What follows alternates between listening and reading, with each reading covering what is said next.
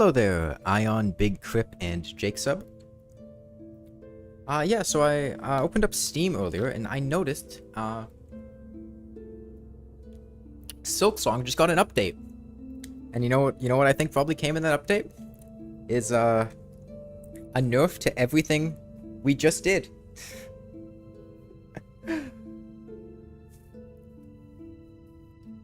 I don't know if they nerfed Sister Splinter. I haven't read the patch notes or anything.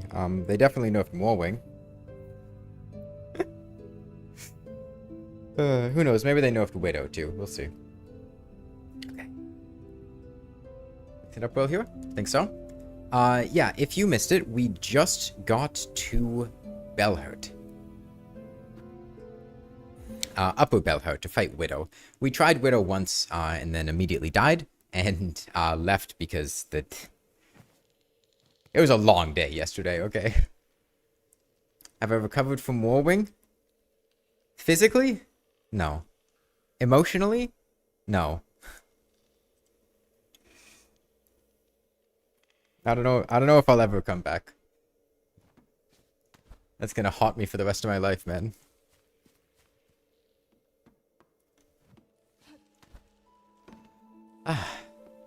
Long day overall, but it's nice to be at the weekend. Dash over them. Yeah, there should be a, why can I not hear the game? What is my volume? Did I not turn up my volume? Hold on. No, my volume's up. What is... Hold on. What are we outputting to? Huh.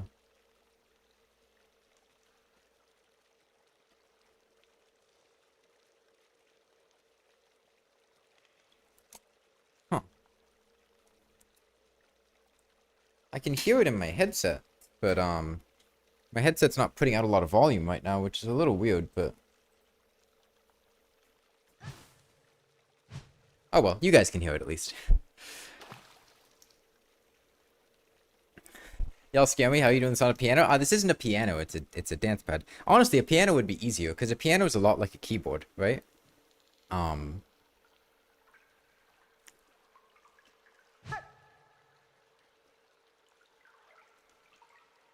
Oh, you find it generally cool that you do challenge runs using the Dancepad, so now you can set up your piano to be able to do the same? Oh, nice, cool.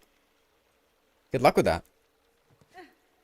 Yeah, I mean, I imagine a piano shouldn't be, like, terribly difficult. You'll need to master the coordination of putting in the keys and everything. But it should be a lot like typing, I think. You haven't figured out how to make the input hold? Okay, so there's supposed to be a shortcut back to the bench in Belhurt, yeah?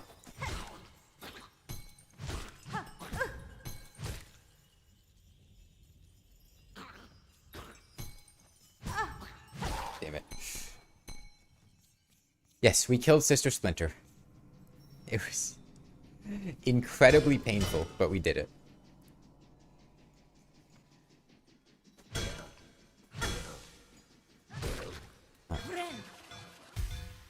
Yeah, between using the Reaper Crest or the Wanderer Crest, the quick/1, if you... Yeah, it's the Wanderer Crest. Yeah, first tried Sister Splinter, not even...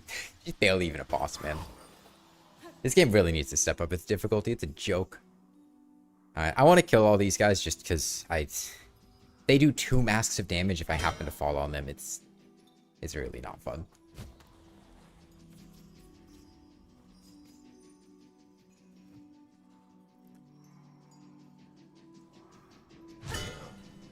Having the best punish in that fight is the nail dash combo.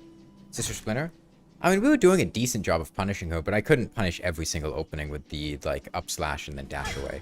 I did it whenever I could, though. It's just really difficult. Used to do 4 masks of damage? Yeah, yeah. That's what Silksong is really missing. Like, only 2 masks? That's nothing. That's barely even a boss fight.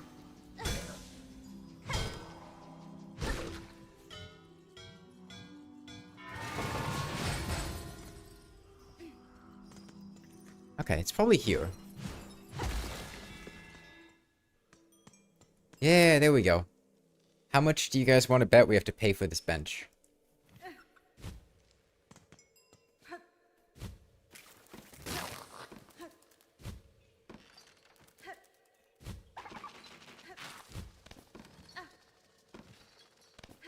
There's a spot down there, but I want to get the bench first.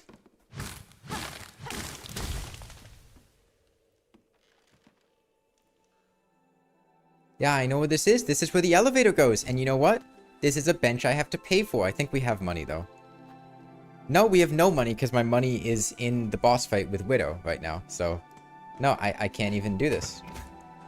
I can't even get this bench.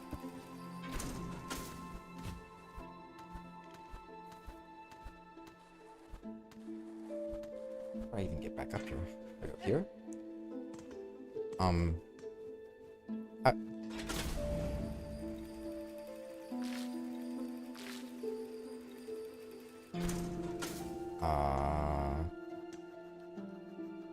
Hold on. Yeah, there's a spot. Here we go.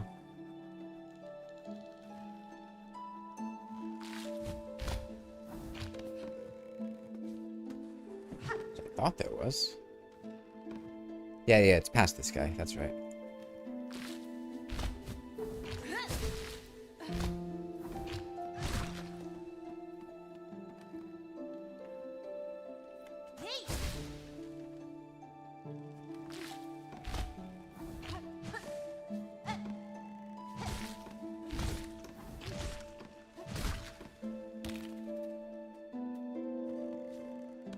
I didn't string up my rosaries.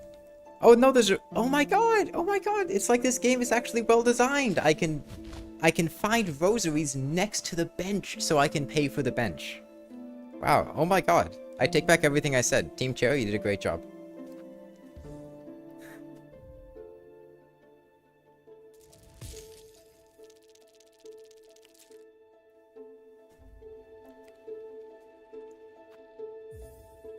Okay. Pressing C now spams the W key. Oh, on the piano. Okay. Let's remake my my things. Do I have to go? So I need to get up here, but is there a yes, there would be. Yeah, there would be. If I do this, then I could dash over there, and then I wouldn't have to do the long way around each time. That would be way better. I have to dash, though, which is a little awkward. Give me a sec, we're getting there.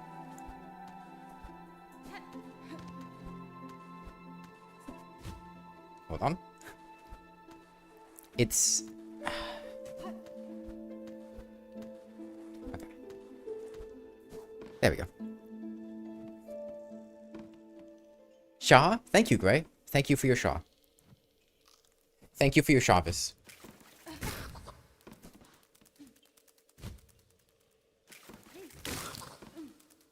Okay, well, we need to remember to run past those guys, but that's fine. One of the late Act 1 areas is going to be fun with this setup. Which one are you talking about? I'd like to heal the foe before we fight Widow. With the Dancepad? Yeah. No, I'm saying, like, which area are you talking about? I mean, the area that I think is going to be pretty awful is, like, Mount Fae. But I don't think that's Act 1. I think that's Act 2. Blasted steps are going to be... Yes, yeah. Honestly, I was genuinely, unironically, 100% considering going to Maggot Hell and Mist Hell instead of trying to do Blasted Steps and Last Judge. And I don't know which one of those is worse, because they're both going to be awful.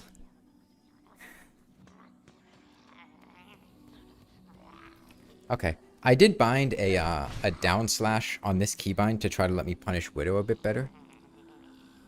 Maggots aren't that bad? Yes, they are. Yes, they are.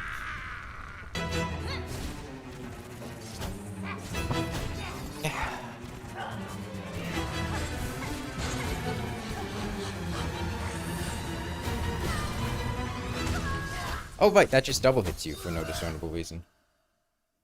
Yeah, you need to jump that a lot later than I did. I jumped it way too early. It's a bit premature.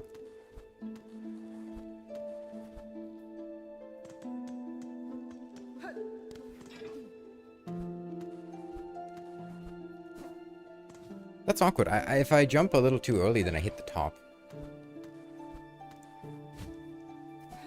There we go. It's fine.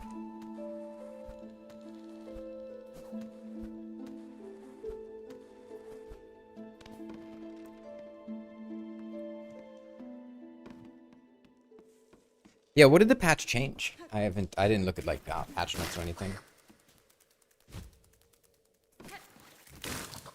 I know it nerfed a couple things, but I don't actually know the specifics of it. Sinner's Road also has Maggot Pogo? Yeah, I guess that is true.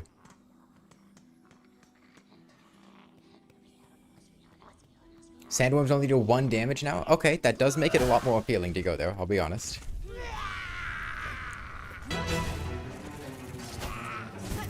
Oh, okay.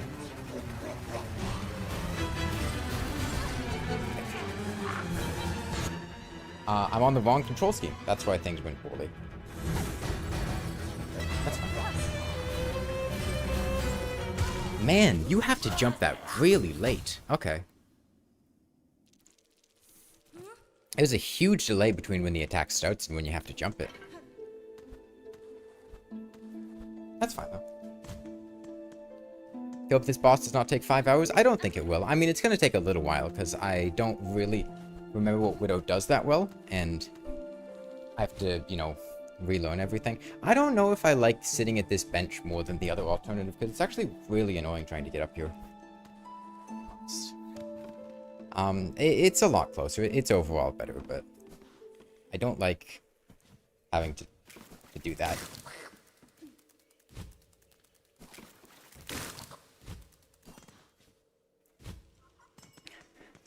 Double damage is not what makes Silksong hard?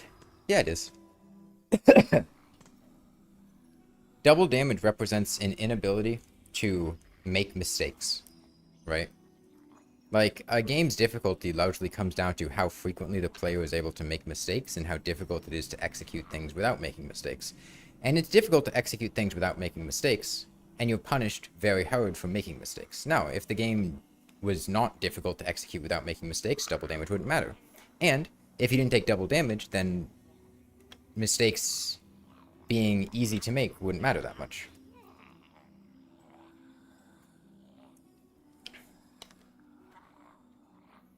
Have I already cleared Silksong so I seem familiar with the Act 1 routes? I am in Act 3 right now. I'm familiar with the end of the game, but I haven't actually beaten the game. Okay, let's try again.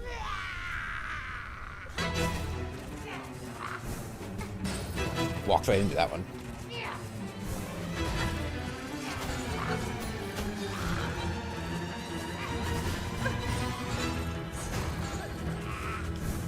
What if it's a mistake trying to... Okay, do it super late. Yeah. There we go. Messed it up, but that's fine. Widow doesn't really start until the second phase. So this is all just kind of a preamble to get used to the fight.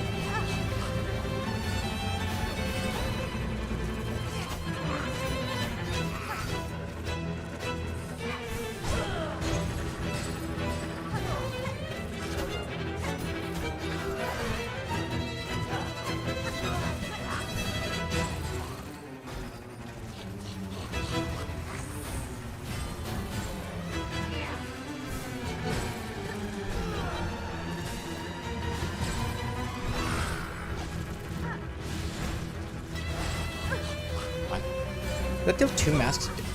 I thought I was out of range of that. Okay. I feel like Infonum Calamity and Pantheon 5 no hit just made you think every game is easy, so your opinions are mostly invalid. It's not that your opinions are invalid, it's just that just because the game is easy for you doesn't mean the game is well balanced or that the game is easy, right? I think it's a problem that a lot of players will fall into, where they're used to doing stuff that's very, very difficult. Maybe you play Calamity mod no-hits. Maybe you casually run, you know, Pantheon 5 all bindings. And so your perception of what's difficult and what's not difficult gets really, really warped. It's like spice tolerance, yeah. So it's important to remember that, you know, not all players are going to be doing that. In fact, most players are not going to be like that. Oh, I could totally use my my ranged projectile attack more frequently during this fight, couldn't I?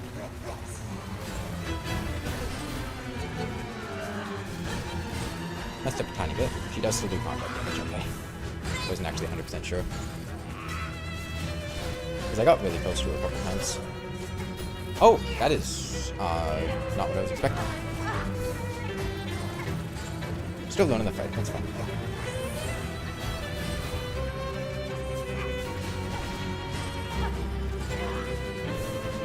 Yeah. I think Widow is a good example of a fight that is actually pretty well balanced in the sense of the damage the player can take, right? Like, I'm playing like trash right now. This is not going to be a successful attempt, but at least not if I keep playing like that. Like, I'm allowed to make mistakes. I can mess up. I can heal. You know, I have openings. I get soul back. The boss isn't just hovering out of range the entire time. Like, it feels like I'm engaging in combat. I guess another way of putting it is some of the boss fights in this game feel like Sekiro boss fights, and some of the boss fights in this game feel like Elden Ring boss fights. Where, in both cases, as a general, you know, rule of thumb, you're able to fight the boss without getting hit. They're generally both very, very fast-paced and difficult. But some of them have you constantly doing counterplay, hitting the boss, getting in stuff whenever you can, and then some of them have you just sitting there until eventually you're able to hit the boss like once, and then you keep doing it.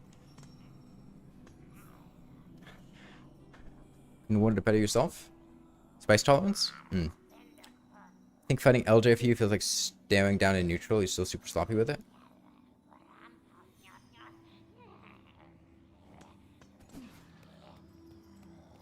Okay. You know what? I'm gonna do another experiment. I'm just gonna do the whole, like, put my microphone down and just pay very close attention to what's going on and try to just, you know, have that work. Because I think this is a boss where if I really focus, I should be able to do really well.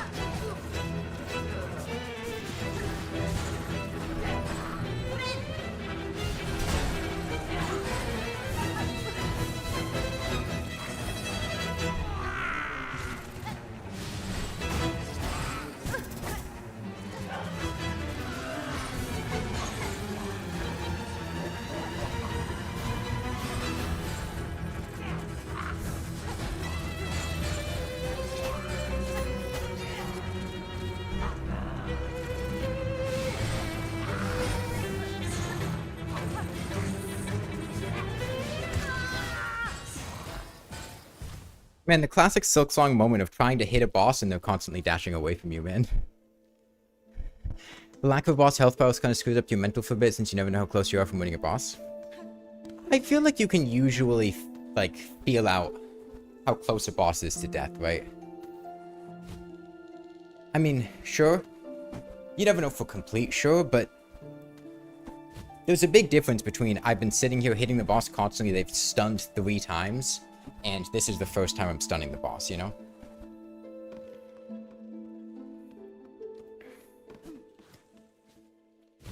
Even if you don't know their literal exact health value, you can still kind of guess how much health they have.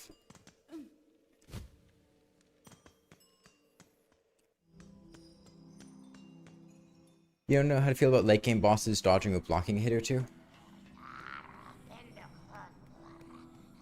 The existence of lingering projectiles is usually the main cause for fight difficulty for you. Yeah, like in this fight, her projectiles literally hit you twice. The floor ones.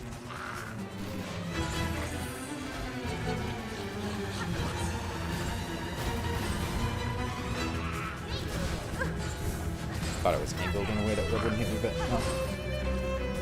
Oh, I didn't realize that was gonna bounce on me. Okay. Why those?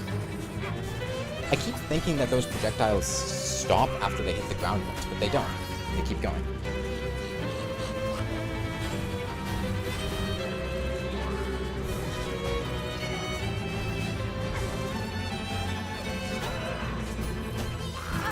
What?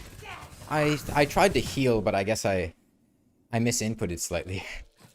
I'm not exactly sure what was happening, because I was still walking to the right, but I didn't cast my spell. Maybe I wasn't pressing down. I was trying to hover in midair, right? Because she wouldn't have hit me and I would have had an opening there.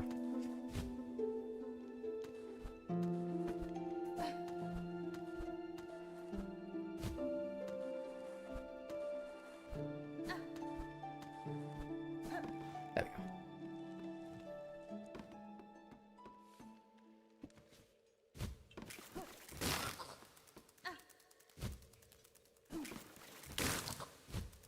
Okay, I think we're doing pretty well, all things considered. I mean, sure, we're dying, but, it doesn't feel like we're hitting a wall. I feel like I'm avoiding her attacks pretty well. I just have to get a bit better at it.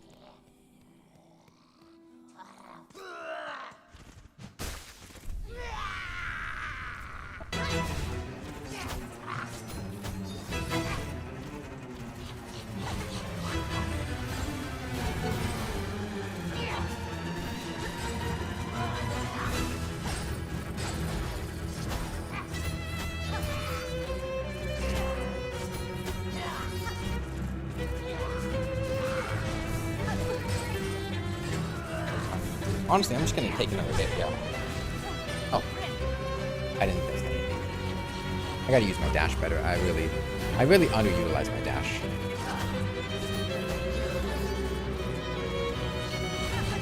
Now there's no way I can hit her without a pogo.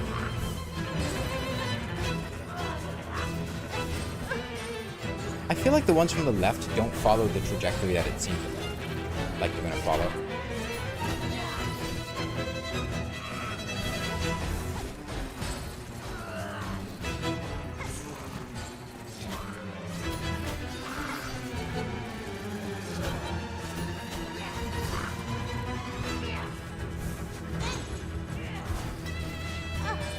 Maybe it's just the one from the corner that feels a little off.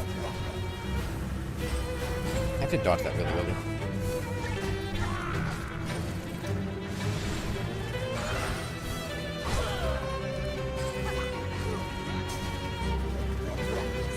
Right then.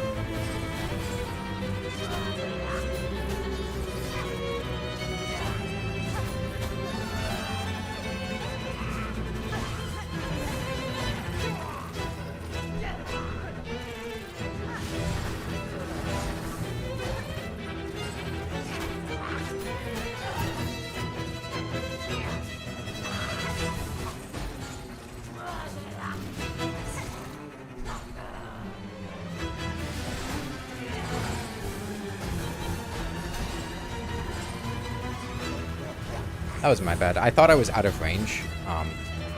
Hitbox was a bit wider than I thought it was going to be, though.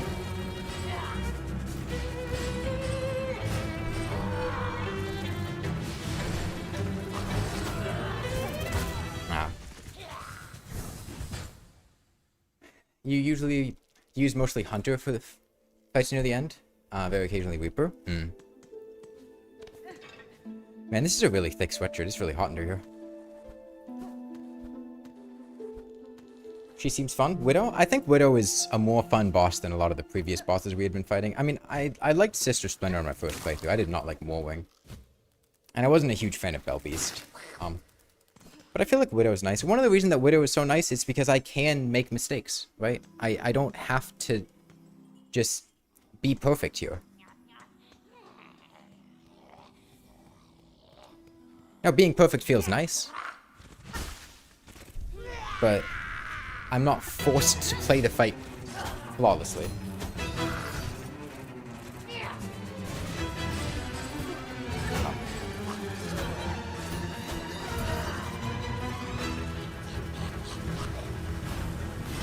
That's a really tough attack to pogo on, for whatever reason. It shouldn't be difficult, but it is. I gotta delay that a little more. Yeah, one hit her backside. But I keep forgetting that those negative. Oh, I fucked up. Ah, that was very close.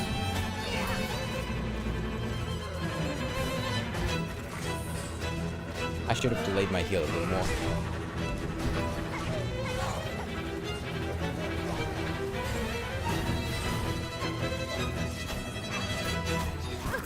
Oh, whoops, that wasn't the jump button. Man, I can't hit that attack. I don't know what it is about it.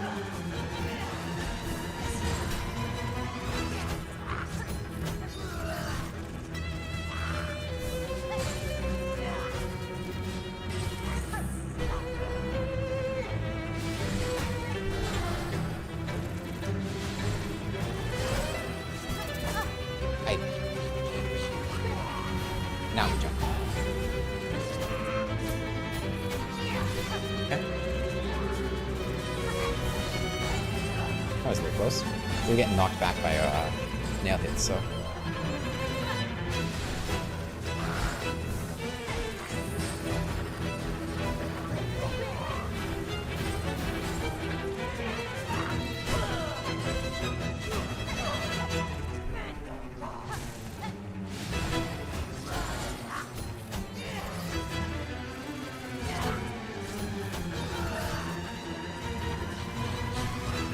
There we go. We finally got one.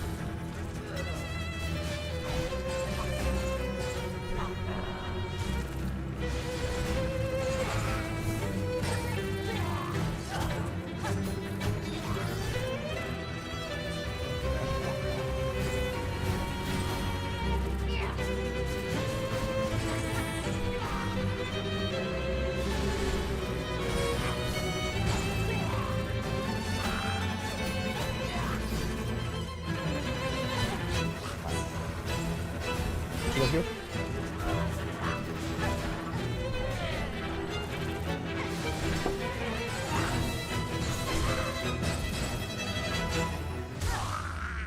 Okay, that's phase 1 done.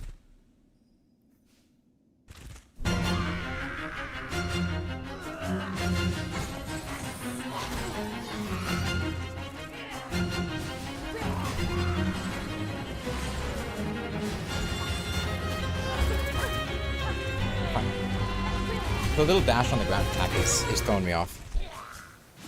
That's a new attack. I'm not used to seeing it.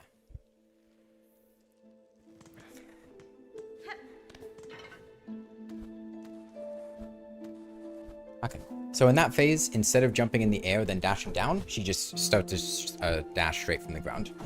And it's the same dash, but it just has less wind up, so we need to pay more attention to it.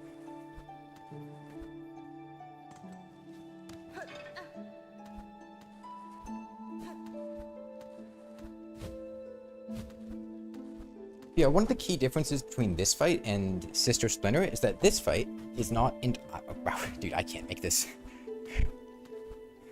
This fight is not like entirely RNG, whereas Sister Splinter is like entirely RNG.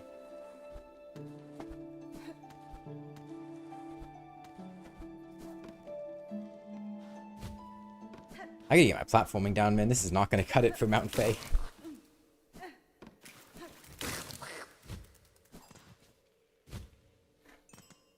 Am I going to go to Mount Faye? I mean, we'll need to at some point, right? I didn't think Mount Faye was optional. I mean, the upgrade we get in Mount Faye is certainly not something I want to skip, that's for sure. Mount Faye and a Dancepad sounds interesting, yeah. Most bosses in the games feel like damage sponges that are walking damage hitboxes. Widow, Lace, and Fourth Course, the only exceptions you found so far. Yeah, there's a boss that I really like that you need the Apostate key for. I really like that boss. That was probably my favorite boss that I fought so far. Technically, you don't need the double jump to win the game, but it's very nice to have. I guess that's fair. Yeah, there's, you know, low percent stuff you can do.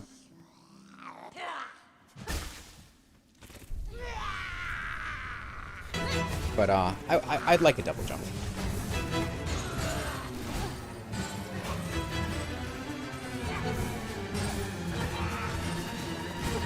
I don't mind getting hit again, because, I'm gonna heal it back up anyway.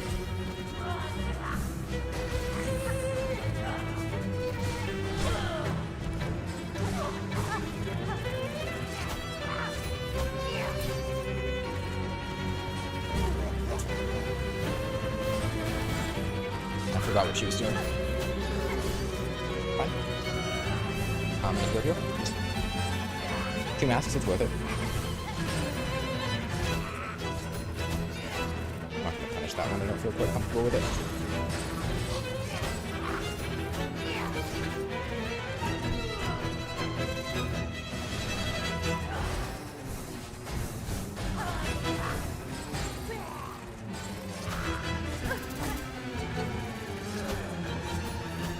Oh, that's not my jump button. Whoops. Just take the heal here, that's fine.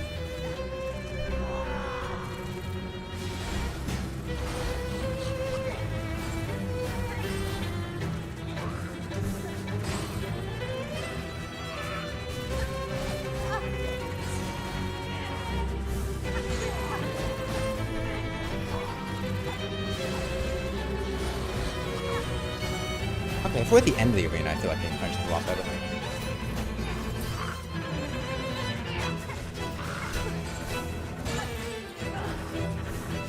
That's fine. I mean, if we're missing 3 hearts when I heal, that just means we optimally used our... Right. For some reason, I'm thinking that attack, like, hits a location and I can walk away from it and then I can jump, but I can't. I need to either walk into it, or I need to jump it. If I just walk in the direction it's going, it's just gonna hit me, and that won't work. Oh god, this boss. I mean, this has been fine, Jackie. This has not been bad at all. I mean, her second phase is a bit more intense. How much of her HP is in her second phase, and how much is in the first phase? I don't remember. Is it like a 50-50?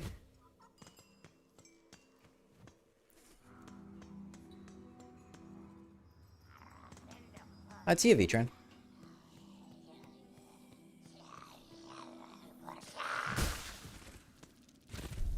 Mount Fae is easier than White Palace. I mean, yeah, the only problem with Mount Fae is that you need to do it, like, it's time sensitive, right? White Palace isn't time sensitive. You can mess up and then be fine, but Mount Fae, you're on time pressure. You can't mess up your platforming because you'll die to freezing.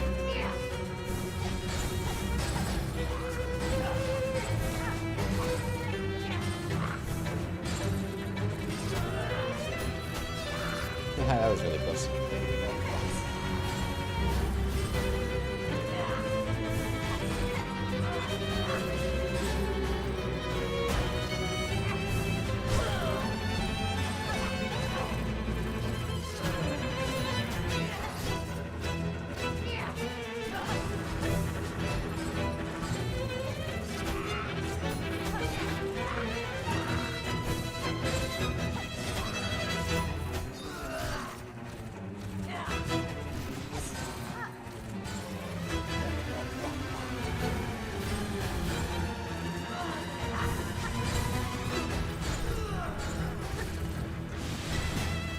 That's fine. Like I said earlier, if we're missing 3 masks when we heal, that just means we used our masks optimally.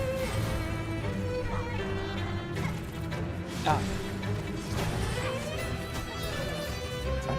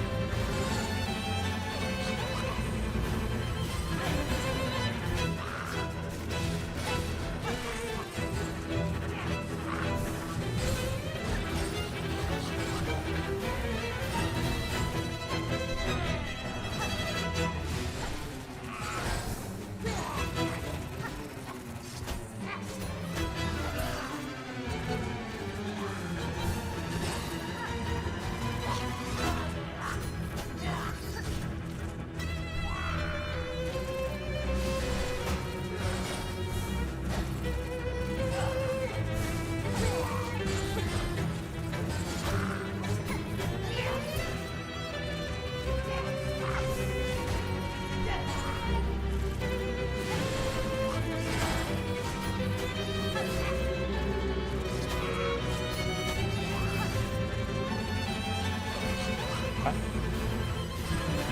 Heal now.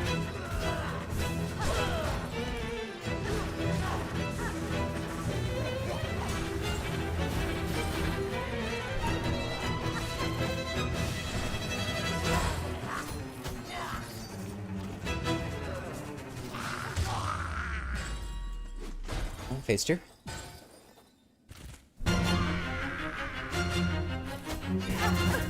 Right. Okay, she does that really quickly.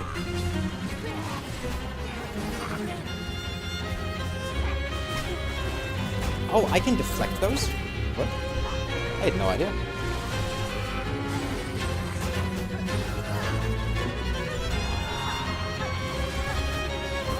Okay, that's very little time that I have to react to that. Okay, I have, I need to be watching her animations constantly, and as soon as she starts doing that, I have to immediately just, jump. I can't, once she starts the attack, she moves so quickly and the hitbox is so wide that unless I'm on the complete other side of the arena, she will hit me, so we have to be very, very fast reacting to that, and it's just a jump, immediate jump. Jump into down slash.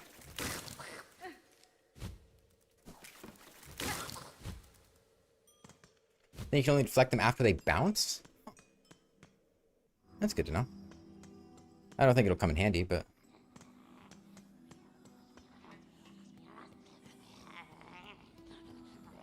yeah, that was a dumb decision with Mount Faye.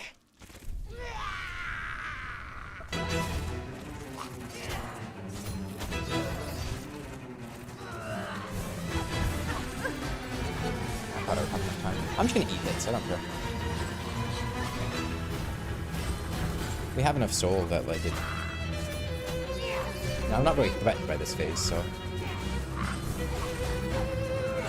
I think at this point we should be pretty much fine with the first phase.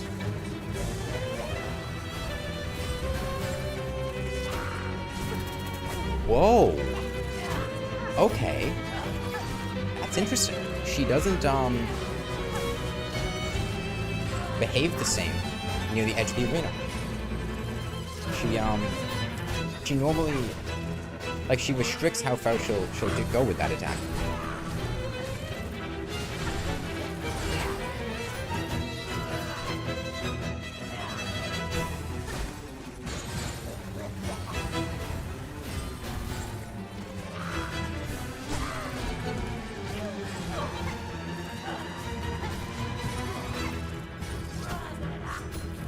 I don't know why I did that. That was really dangerous. I should have just...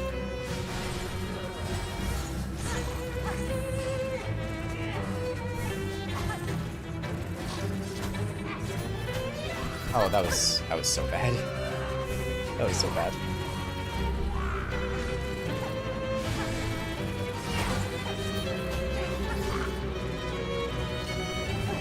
It's fine. I like this attack. It's a nice opportunity to heal.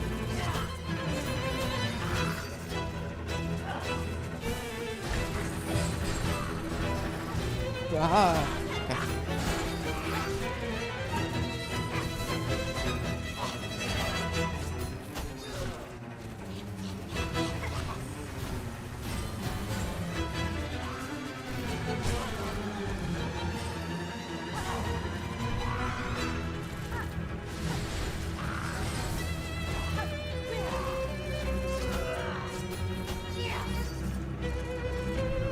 That's not big deal, but that's fine. Okay. Let's go.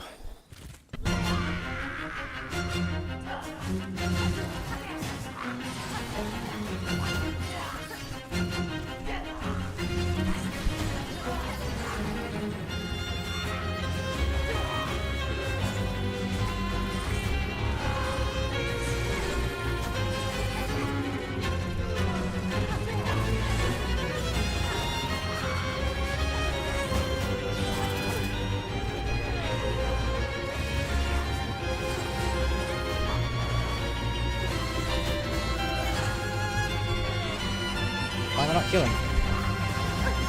Was I just missing the input? That was bad. I tried to hit the button to heal several times, but it didn't work. Not sure why. That's fine. If we hadn't messed up that heal input, that would have been a lot better. Oh, this is a really thick sweatshirt. I might have to go swap into another one. I like this sweatshirt a lot. It's a nice, like, shark sweatshirt. But, I am, like, drenched in sweat under here.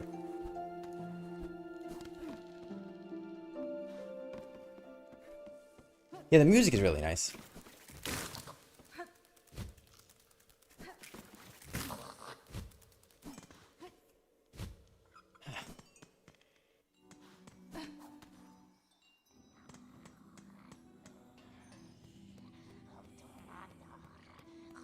I still have that, like, cat print hoodie. I might put that back on. I think that would match with this outfit fine. I don't know. The issue I always have is just, like, finding tops in outfits. Like, I have so many pairs of socks and, like, shorts and skirts and whatnot, but, like, tops to go with them, I really struggle.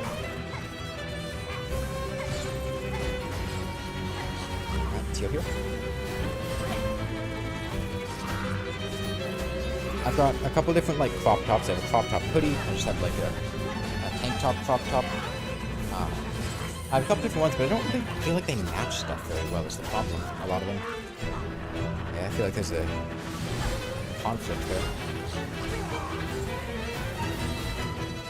I love the backtick that one it does when you pogo on stuff.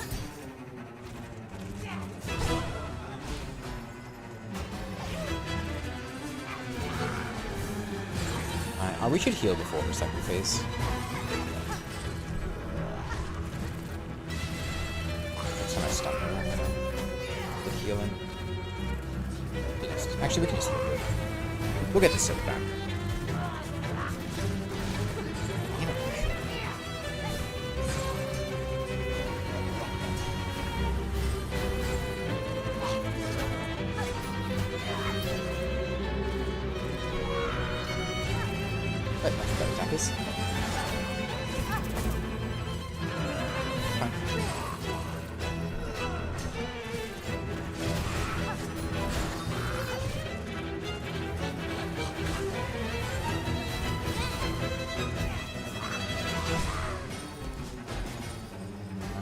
Or like 4 hits from your space too or something. That was unfortunate.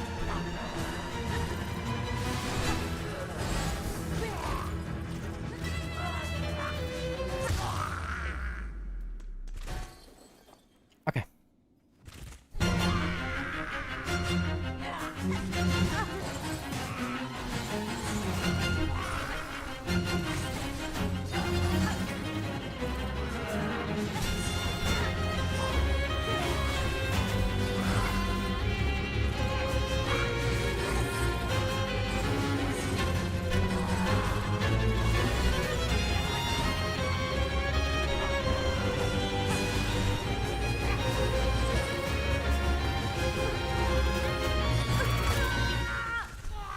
I gotta swap my my sweatshirt.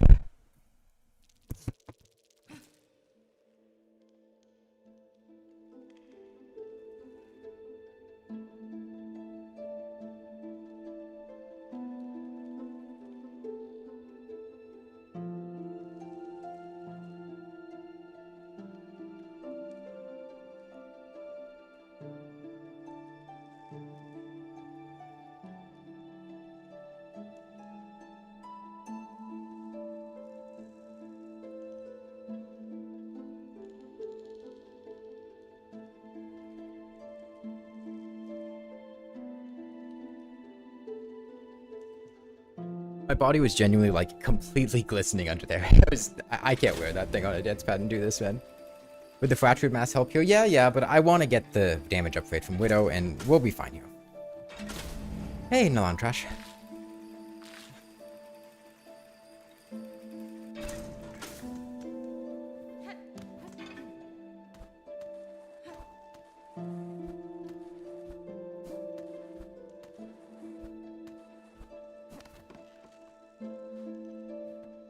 Yeah, the idea was we get the damage upgrade immediately, and then that makes everything else so much easier, right? Like, I could get other stuff to make getting the damage upgrade easier, but then I don't have the damage upgrade for getting them, and Hunter's March is actually, like, kind of a difficult area.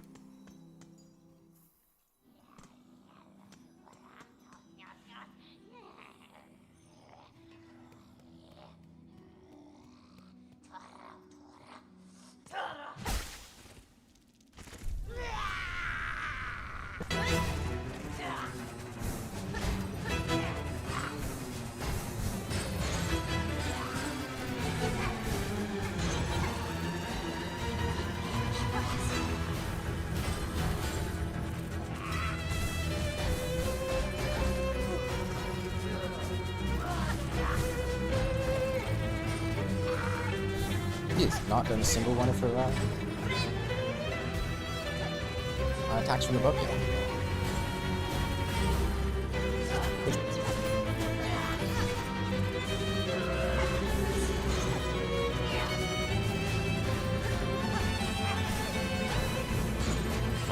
I think the key in her second phase is that she angles her attacks a lot more, and that makes it a lot harder to just like stand in front of her, just barely out of the way.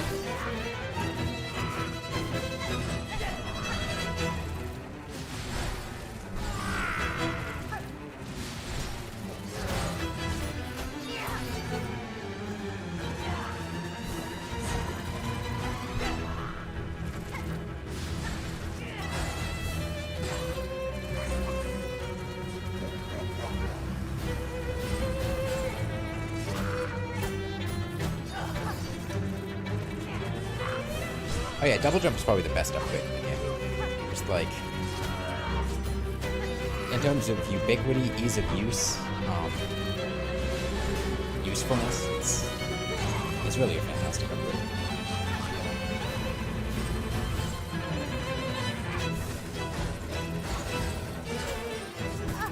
Oh, I thought I dashed away from that. This is fun.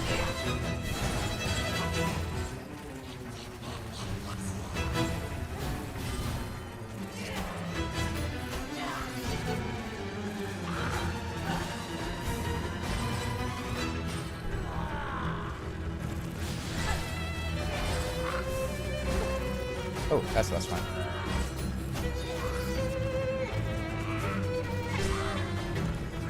I was waiting for the stun to get the heal off, but I didn't think I was going to get hit in the meantime.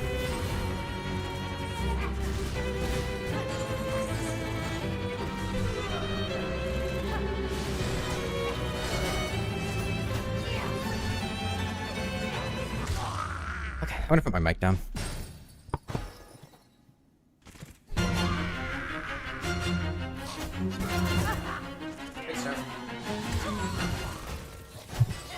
Good continuation.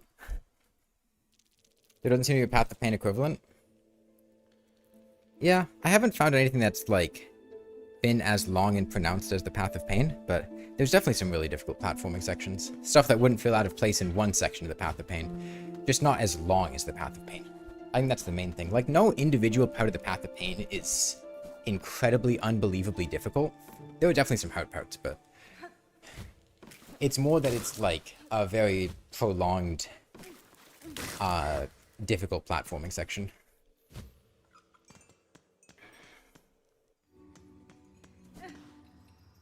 Okay.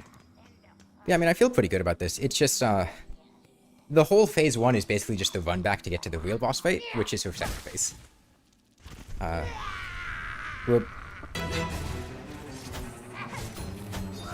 We pretty much got the phase 1 completely down now.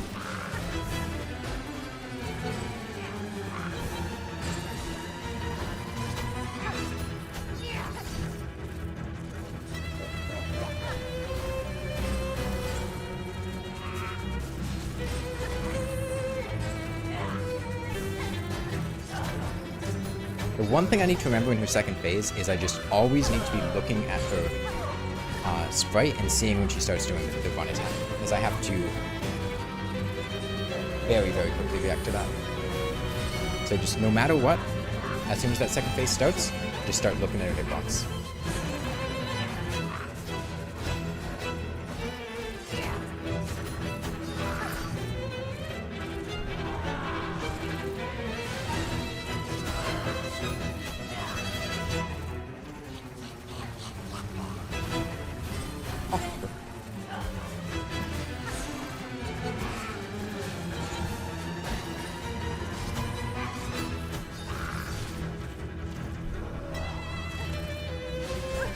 Oh no, I didn't dash out of range.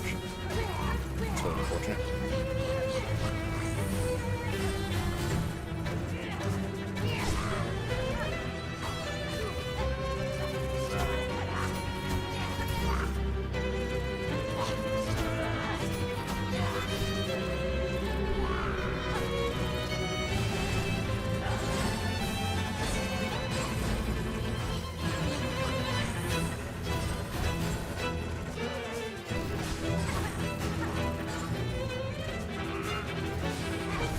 We'll need a couple hits.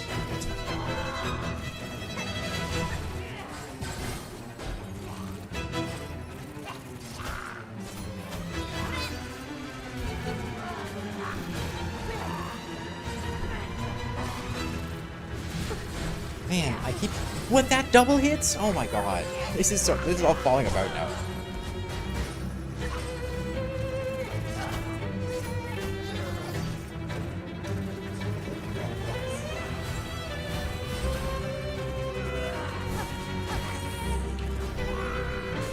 We get, oh my god. And it hit...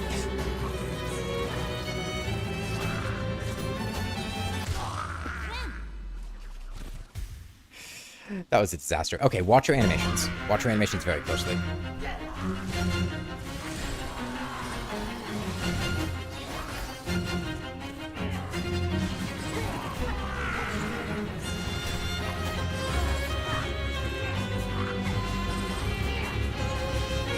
I shouldn't have walked into that, that's fine.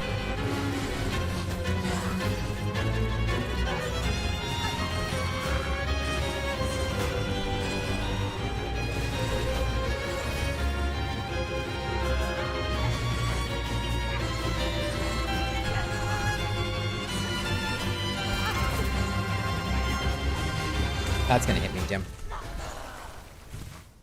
Oh. Hey, YT3. Or YT:3? Or YT... Oh, colon and then, expressionless face.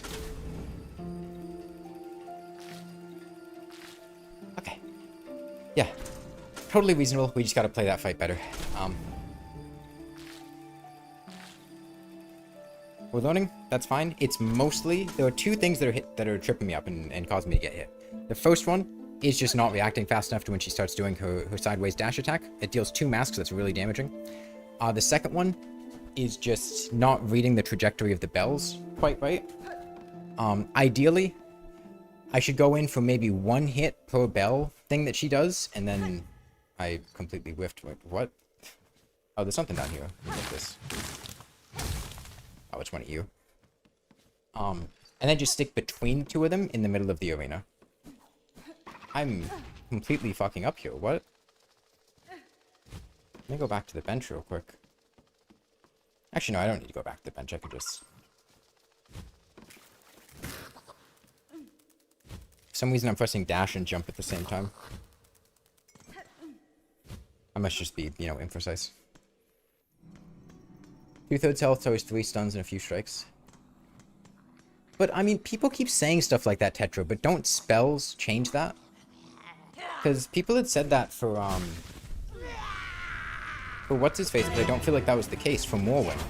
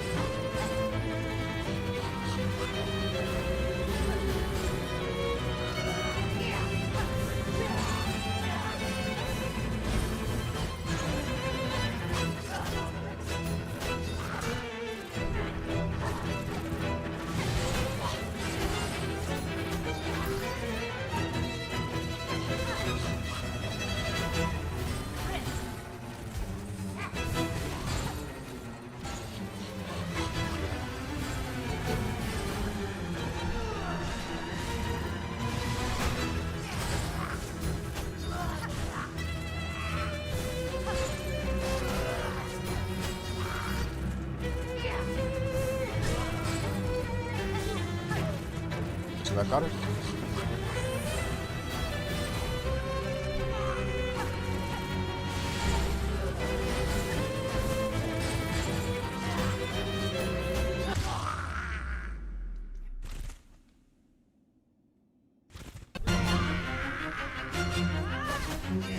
Okay, I can't do that.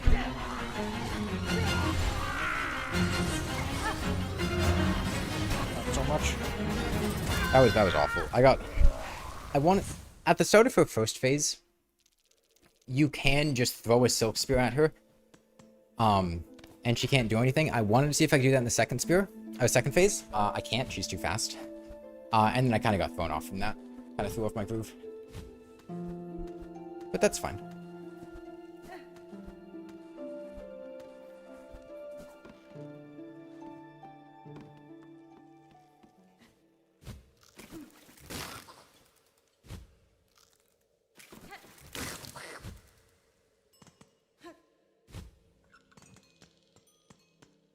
I'm beating Widow's ass. Yeah, I mean, it's the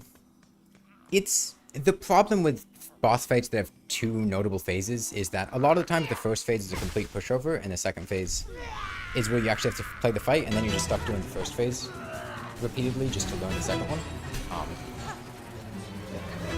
That's pretty much what's happening here. And, like, I'm getting hit a bit, but it doesn't matter, because I can just heal the damage back up. If it lets me get through the phase faster, then I don't care about getting hit. Not really using the Silk offensively right now anymore.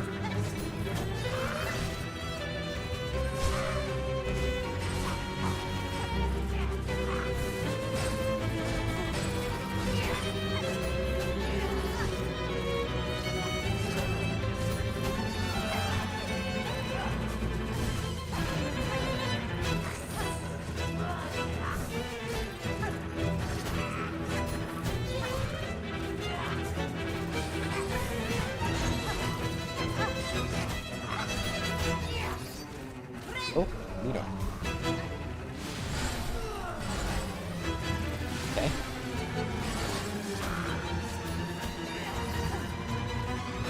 I'm losing my inputs. I don't know what's going on.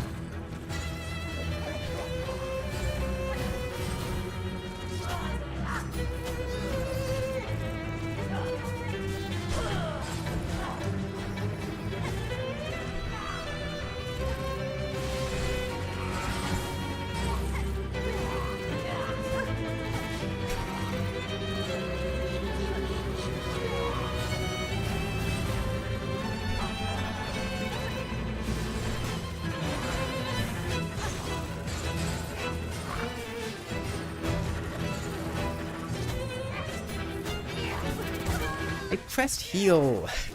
I pressed heal. That's the second time that's happened, man. Second time that's happened. Okay.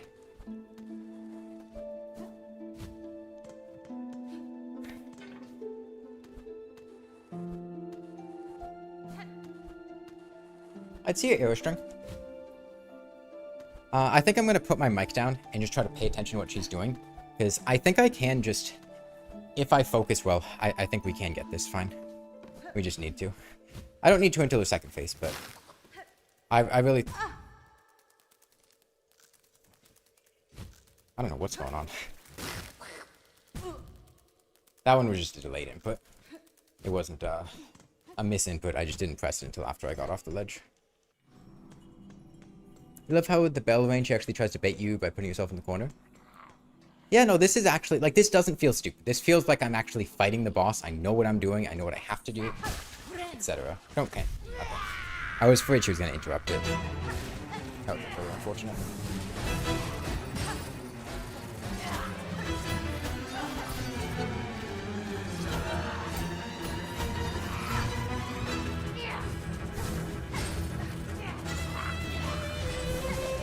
I wonder if I try to use my... No, I should really just keep heals up for a second phase, I feel like. I was gonna say I wondered maybe if I try to use my spells to deal some extra damage, but...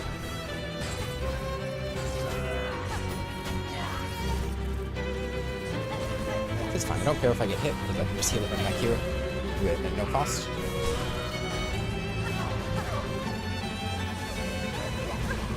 Oh, I thought I might be just standing in the corner. Because,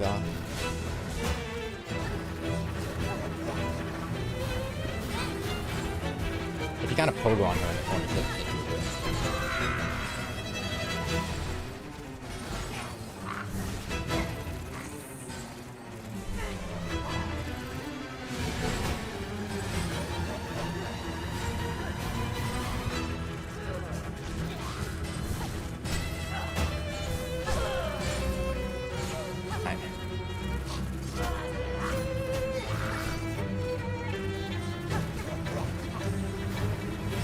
I shouldn't have let her hit me there. Wasteful. No! Oh, that's actually really bad. I'm not gonna get enough, Wait, is she not about to? Alright, but I'm gonna... That's not the point. Really off the spot there, I'm dead. My attention. It's not up to it right now.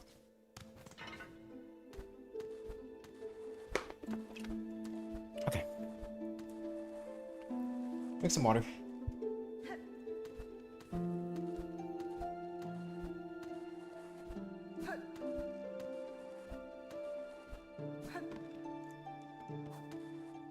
The noise of the bells overstimulates you when you fight her? I think I will try just putting my mic down and being silent. First phase and second phase, because even in the first phase, I'm kind of slipping up my concentration. So let's lock the fuck in.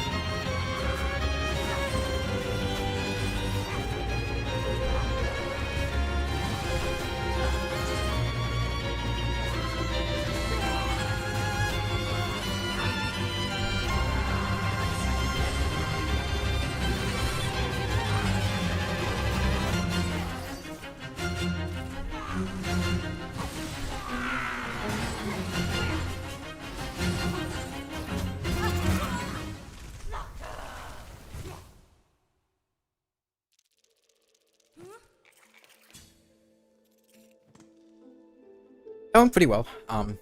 Again, it was just the reaction time for the sprinting attack. I have to be really, really fast about it. It's the same things. It's just the sprinting attack and the diagonal bells.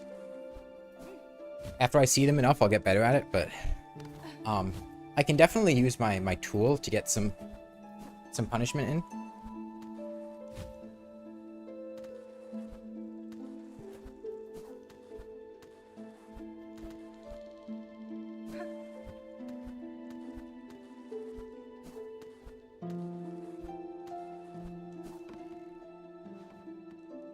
Was that the best attempt? It was pretty good, yeah. So that's that's at 66% of her HP down that she goes to her second phase. So with the fact that we can't hit her as often, it'd be like 2 stuns, right? About 2 more stuns worth of damage.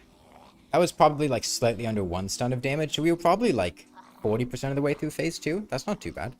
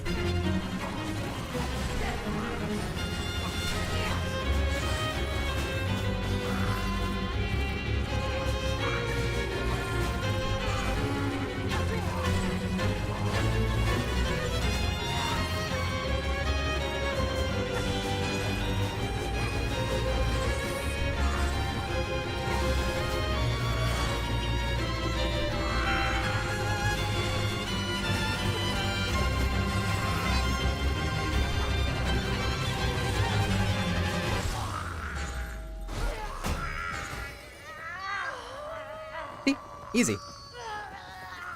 What is the A button? Bind. That's right.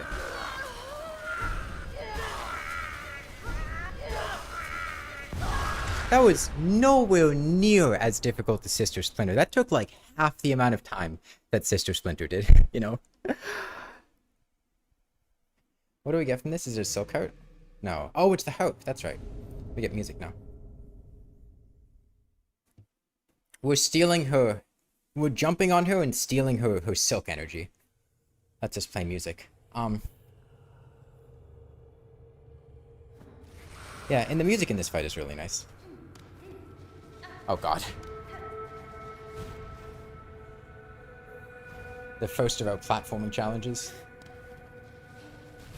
Getting up this room. Come on, man.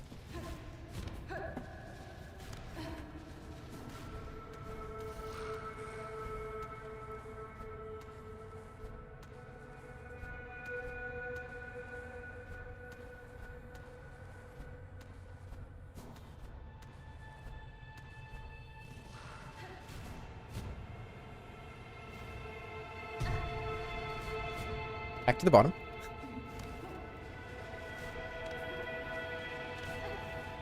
Oh, this is good practice, because we have to get pretty good at doing stuff like this.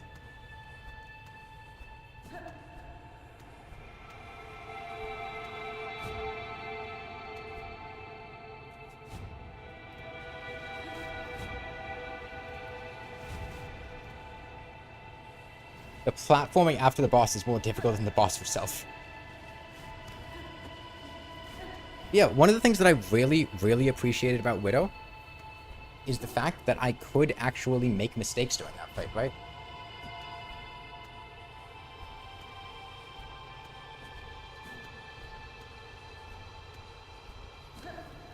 It wasn't just, I mess up, I'm dead.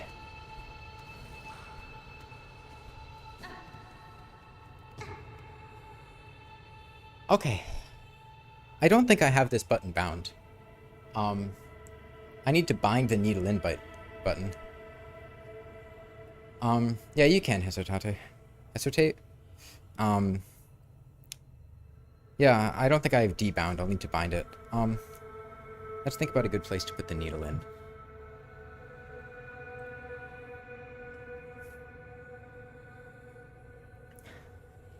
You know, I don't think I need the enter button anymore. I think I only needed that at the start of the game, for whatever reason, to start the game. So yeah, we'll bind that to D. Yes, and now we can play music. I don't want the Wanderer crest, Jackie Rum. I like the Reaper crest. I'm happy with it. Oh no, we're still more platforming.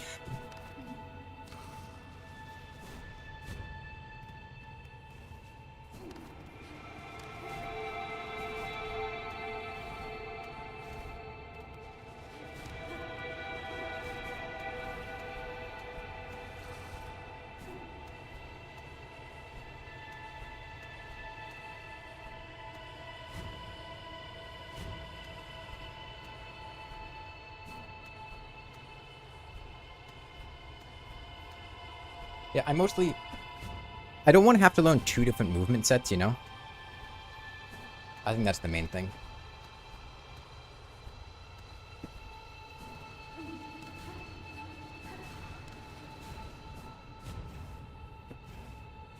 I think I remembered something really important. Which is, I need to make sure that I press the jump button before I press the to the side button. I think that's why I keep missing these jumps. Really? That didn't... Okay. Oh, come on. Sometimes I'll just accidentally press to the side first, and then I won't jump, because I'll just be off the wall.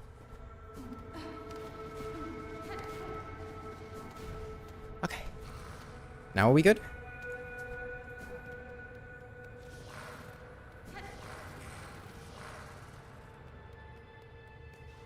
Now we're good. You're torn between Reaper and Wanderer. One you like range, the other you like fast flashing. Wouldn't be so sure if Wander or at least one of the crests had downward hits that didn't propel you in some way. How's the daily exercise going? Dude, it's not obvious watching this stream, right? But I'd like to point out, I basically walk 3 miles every single day.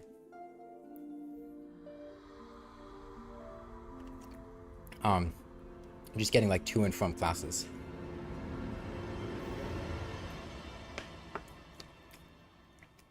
And then I come back and do this. Some days I walk 6 miles, so I have to go back to campus later in the day.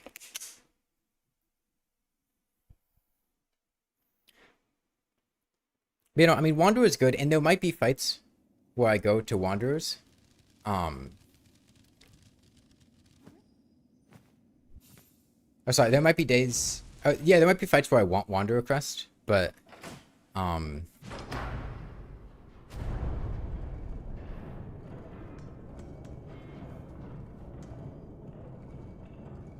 for the most part, I'm just going to stick with this.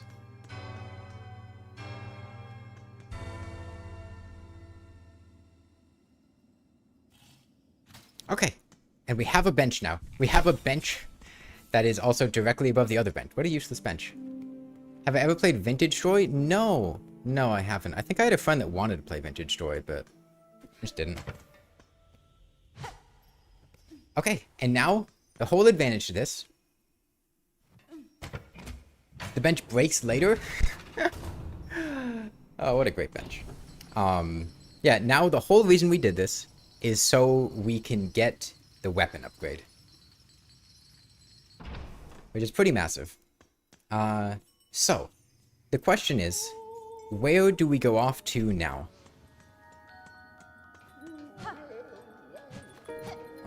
Hello? Do I have to talk to you first? Mm-hmm. Mm-hmm. Mm-hmm. Mm-hmm. Can I sit at the bench now? Okay, there we go. Okay, what do we have on the board?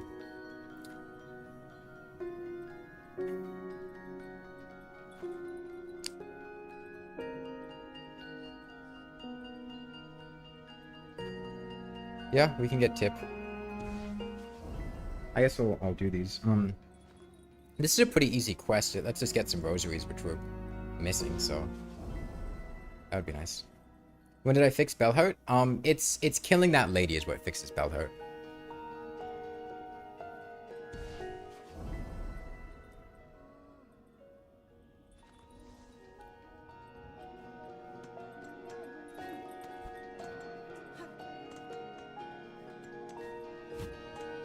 She, like, is casting an evil spell on the town with her threads, and, you kill her to free them.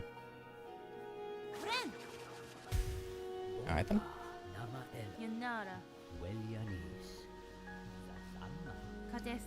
Okay, so, we want...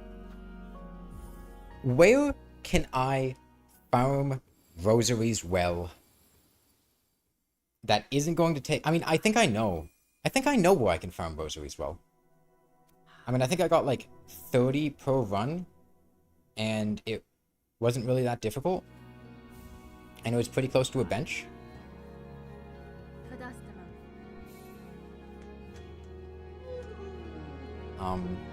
see. Do I have rosaries on me now? Yes, I do. Rainbow is a good place to farm rosaries? No, I think... I mean, I think this is a really good place to find rosaries off to the left here.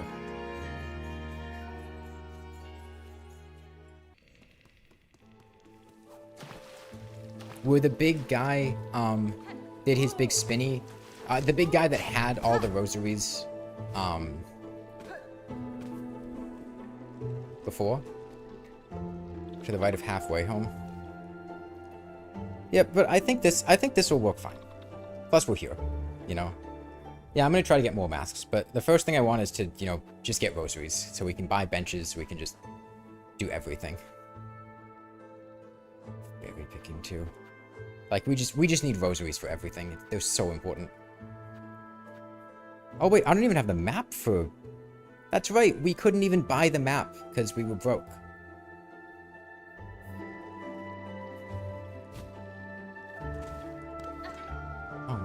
was it? Was it here? I think it was here.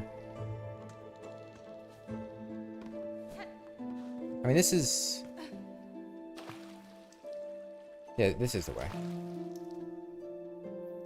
You're in Act 2 and you're struggling with rosaries? Well, you should be able to kill guys in the Citadel for rosaries pretty comfortably from what I remember. I would recommend trying that.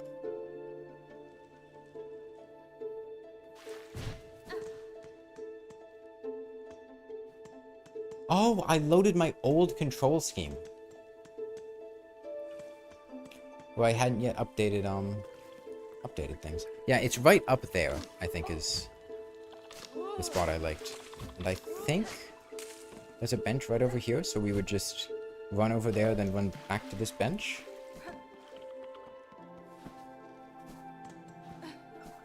And that seems pretty reasonable, right? Oh, and they've decreased the price down to 40. It used to be 60. Yeah, no, we're... The farm spot using Act 2 was like 150 rosaries every 30 seconds. Yeah, I mean, I'm interested in stuff that's fast and easy. And I feel like this place is... It's a decent compromise, you know? I'll see exactly how many I get, but... as long as I don't just die here.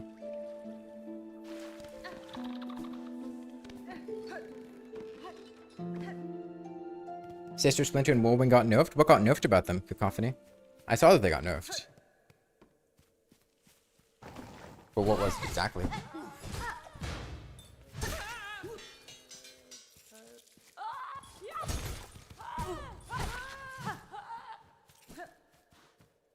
Oh, plus this gets me my cloth for the shawl quest.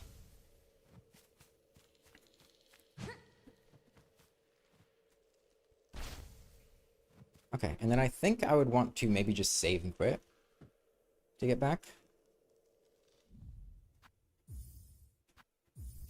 That would be faster.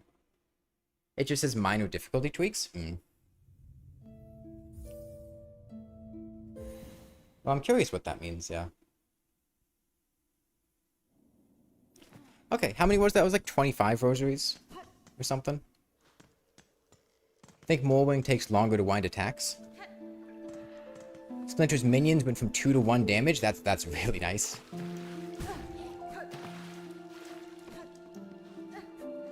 That makes that fight so much more reasonable.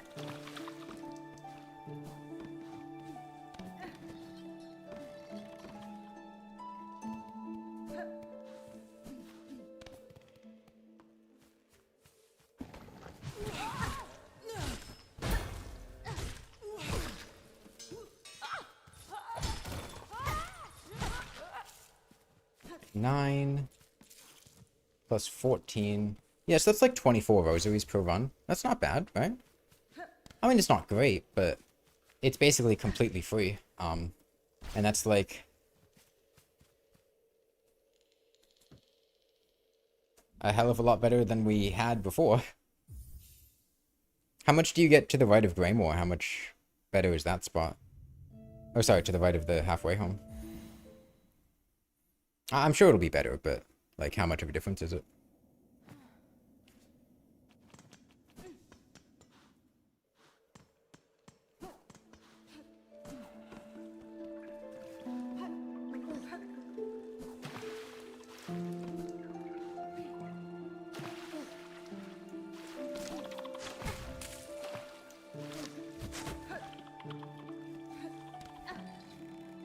About 22 per 30 seconds? I mean, that's not that much better than what we're doing here, right? I mean, it's better, don't get me wrong, but... this is 24 per run, and it doesn't take us... like... that long. And we're certainly not going to play optimally in Greymore. Okay, that's a last shawl. I can hold another one. Okay.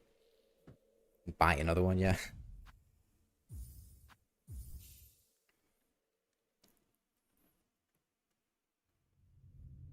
Okay, I need to do all of the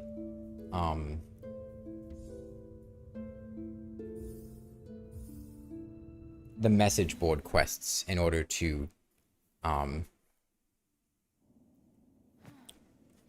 do stuff later, right? Like, doing those message board quests is important. They, like, unlock stuff. In vague terms. I'm being intentionally vague, but...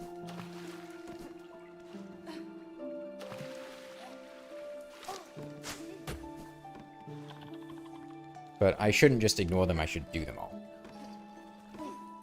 Why do bosses not drop rosaries? The flat broke? In this economy? Rosaries? Good luck with that.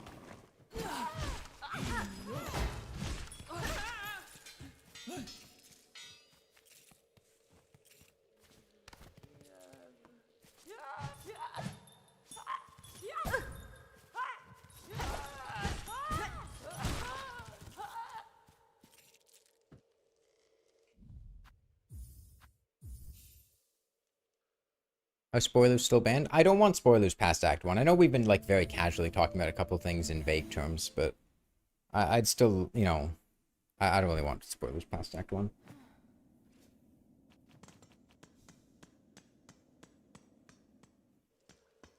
You got so used to being flush in Hollow Knight, you just never took the time to farm?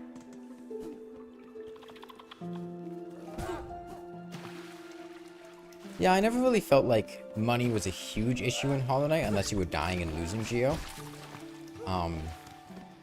There were a couple things that you needed to farm for, like if you wanted the unbreakable charms and stuff, but...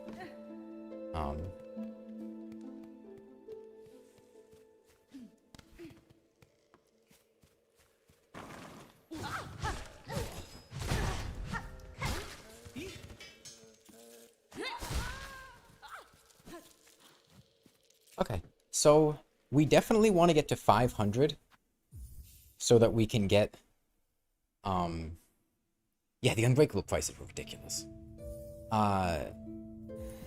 We want to buy the mask shard in, Bone Bottom. You know, the singular drill file that pops out at the start of the last dredge run back, you dread how much of a pain that little thing is going to be. Oh, that one guy? Yeah. Yeah. Hey, it's okay. We could always go to Maggot Hell instead. But we have a long way before we get to Act 2. Let's not get ahead of ourselves. Oh, I do have one question. So, and this is going to be a little, like, this is spoilers for, like, the end of Act 1. Because it's something that I didn't really do on my playthrough. And I didn't realize until afterwards. So, in Sinner's Road, there's like a green guy in a cage, right? That you can use a key to free. Okay. A green guy in a cage that you can use a key to free. Right? And from what I saw when I was playing on my playthrough, well, one, I freed him and I didn't see him for 20 hours. I didn't see him until I was like in Act 3. He just did like the Dark Souls NPC thing of like, oh, you freed me from my imprisonment. Now I must fulfill my duty. And then you never see him again. But I did see him again, eventually. He was at an arena after I had already killed a boss, and it seemed like he had some kind of storyline related to that boss. That I completely missed because... and this damage scales, right? So it should... Oh, maybe... Yeah.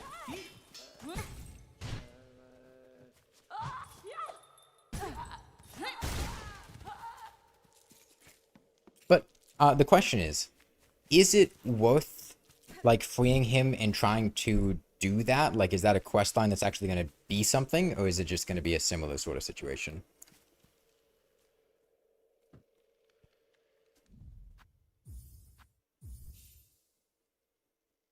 Basically, is it worth going to... You don't know what it does? I mean, I know where to go to, like, do that quest, because I found it after I already did the thing, and it seemed like it, like, might have failed the quest or something. It's something for really late game? Do you have to do, the quest? Like, do you... Is it time sensitive if I kill that boss without, like, talking to him first? Will that be different than killing the boss and then talking to him? I guess is what I'm asking. No? Okay, then I don't care. That was the main thing that I was wondering.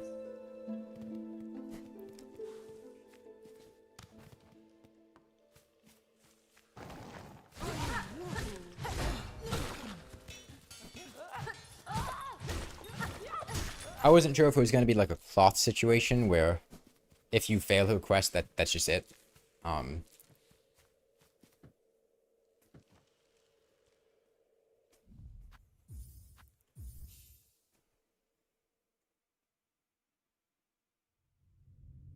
mean, maybe we'll try it. It's just a simple key we need. Man, this is... Whew. Okay. Does anyone... What items are there in this shop, in Bellhout, and in the shop at Bone Bottom that I want to buy? Like, what useful items are in those shops? I don't remember exactly what's in them and which ones are useful. I know there's the multi-binder in this shop, and I think there's... Is the quick heal charm in this shop? No, you get the quick heal charm later. I remember you get the quick heal charm.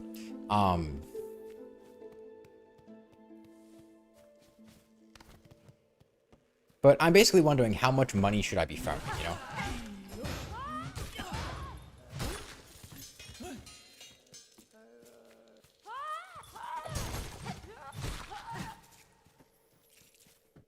We're at 250 now, which is half of what we need for the mask shard. Type is a mask shard, a simple key, and a craft medal. Okay. The simple key's like 850 though, isn't it, Cacophony? Like, it's pretty expensive. I might wait until later in the game to farm that one.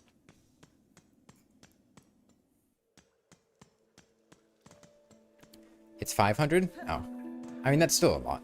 I was just... Oh, that is true, the Hunter's March Merchant, yeah. How much is the Fragile Mask? Is it like 200 something? Key is 500. Is the Mask Shard 500 too?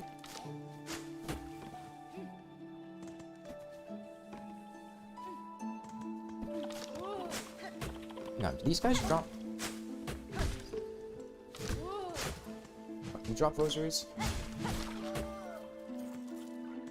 These guys drop 12 rosaries. Another NPC later has a key for that price? Ah, that's probably what I was thinking of. 200 on the dot. Okay. So we need 700 for the Fragile Mask and the Mask Shard in Bone Bottom.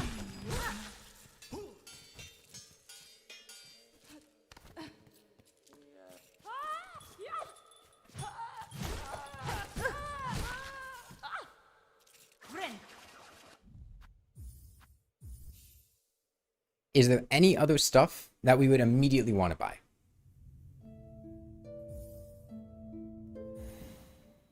Because we'll have access to better farming stuff later, but I'm thinking about stuff that's going to be super useful in Act 1. Crafting kits, Forge Router and Bellheart Merchant both have one for 180. Okay.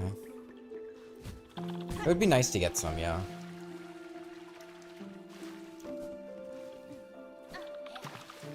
Ooh, tough though.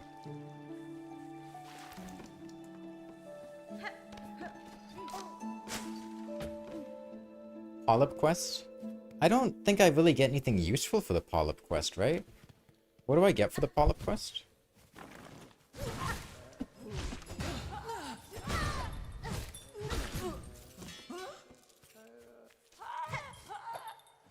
Oh, I tried to cast my spell. I went to the wrong control scheme though. You get a poison tool charm. Yeah, I don't really care. Like, I get that it's a good charm or whatever, but it's not super easy for me to use my tools.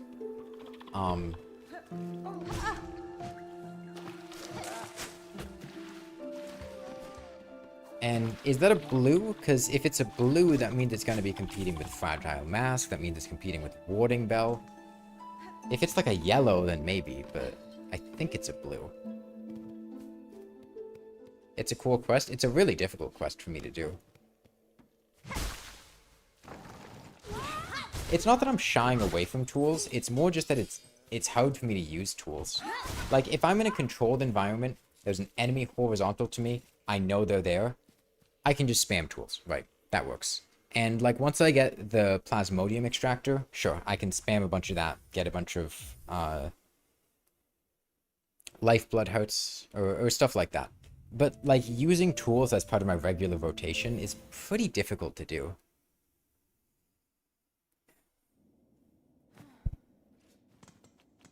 And like once I get certain tools later, maybe I'll come back and buy the crafting kits, but I feel like at the moment they're just not super worth it. The flea brew might be good. I don't think the flea brew would be that good.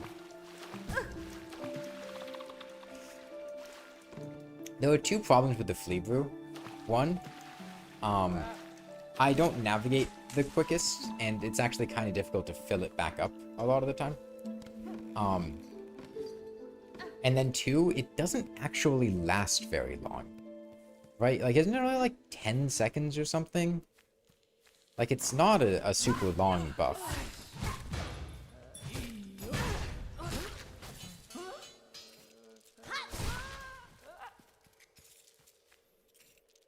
And it also, like, probably would throw off my rhythm, because it increases your movement speed, too, which would probably mess with how I think about stuff. Like, I'm not going to say I won't use it, especially maybe once I get the Wanderer Crest, you can kind of go for, like, a DPS build, but I don't feel like it's something that I really want that much.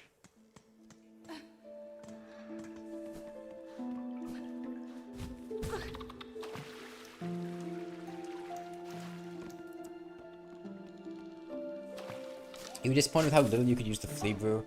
Bosses usually just moved away. Yeah, you have to like preemptively use it before you can hit them. It's kind of awkward. Using it during boss stuns is better than having a tool slot that does nothing. Well, I mean, it's also better to just hit the boss during boss stuns, Duppy. Like, if the boss stuns and I use my flea brew to make me hit faster, I mean, I could have just been hitting the boss during that time, right?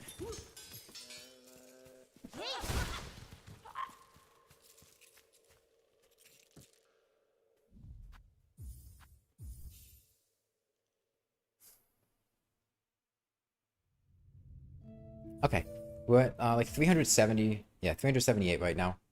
We're almost set it up for the mask shard.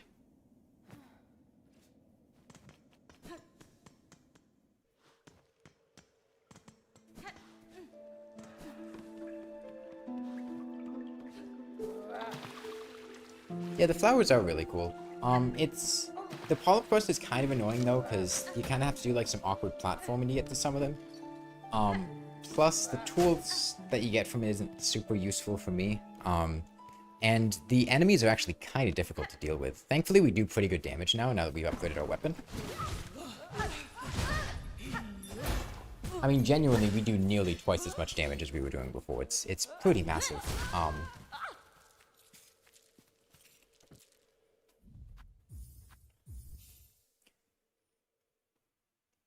So the first top-up is free, though? Yeah, but it's just... Spike balls might be the tool of choice then? Yeah. You get the spiky balls from the Forge Master, or the Forge Daughter, right? Give her some craft metal. Those could be okay. But, straight pin is also really nice. I could also see the grenade being helpful. I feel like the main usefulness of tools in this playthrough is going to be dealing with regular enemies that are not right next to me, so I have a little bit of time to deal with them. And that I can kind of cheese by hitting them with a ranged attack, right?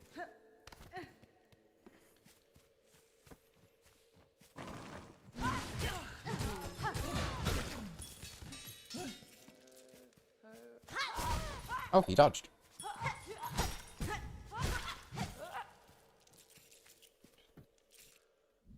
Man, I love that we got this damage upgrade. This is so nice. The Magma Bell might be good for a few specific... Yeah. Honestly, the Magma Bell is also just nice in general for a lot of hazards.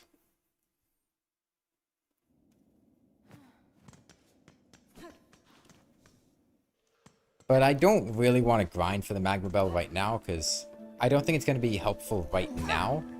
Whereas I feel like getting this Mask Shard and getting the Fragile Mask are going to be helpful right now. They're really big. I don't know if it's just me, but how much does 1 extra HP do? It's not 1 extra HP, Nick. It's basically a get out of jail free card when you would die. Right? It says if you would die, instead, don't die. and you can take another hit. That's really big.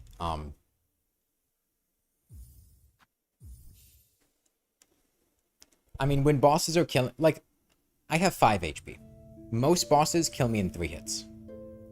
If I can go from 3 to 4 hits, that's a huge increase in my survivability.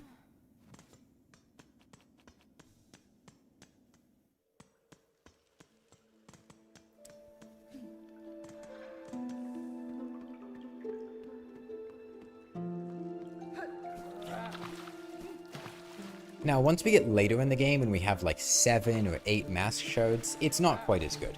But early in the game, it's really big.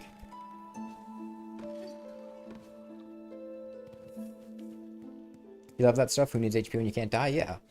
And yeah, I don't know if it's just me. I know some people that really love the warding bell. That's the one that makes it so that you can't take it protects you while you're healing. So if you get hit while you're healing, you don't take damage. I don't like it. I don't like the warding bell. I get that you can kind of use it as a shield if you're at full HP to like let you survive an attack because you'll like have a shield and then it'll hit the warding bell and then the attack will get cancelled. But like, it still cancels your heal if you get hit during it. You still lose all of your silk if you get hit during it. All that it prevents is, you know, if you happen to try to heal at a really risky time and you get punished for it, it protects you from that. Warding bell is great if you get your heal off and sometimes it will still block. I did notice that, but that seemed more like a bug than intentional. But yeah, I did notice that.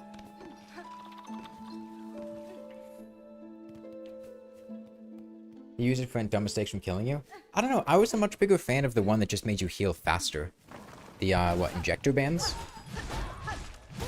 That felt to me like it was just better than the warding bell, because usually I would only get hit when I was healing if I was trying to do it in a risky spot and my heal was too slow. And I found that if I'm just healing faster, then I'm not really going to get hit unless I was healing at a really, really bad time.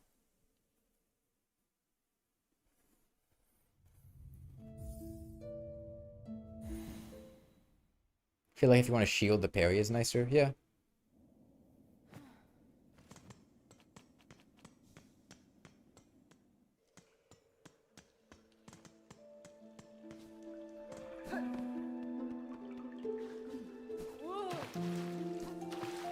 Okay, we're at 500. Means we need to do this about 9 more times, I think. About 9 more.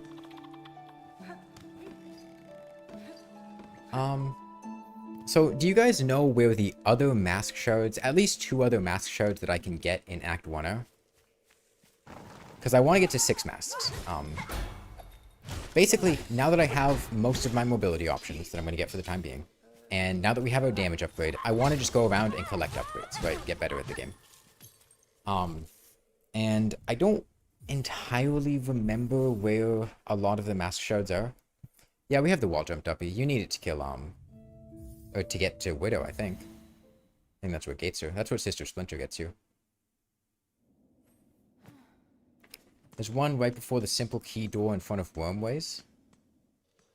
Okay, yeah, that's easy to get. I think I remember that.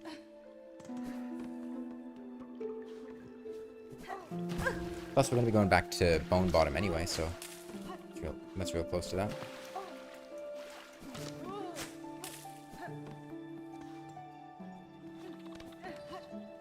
Did I get the one next to Wormways? I don't think I did. I don't know which mask shard I got, but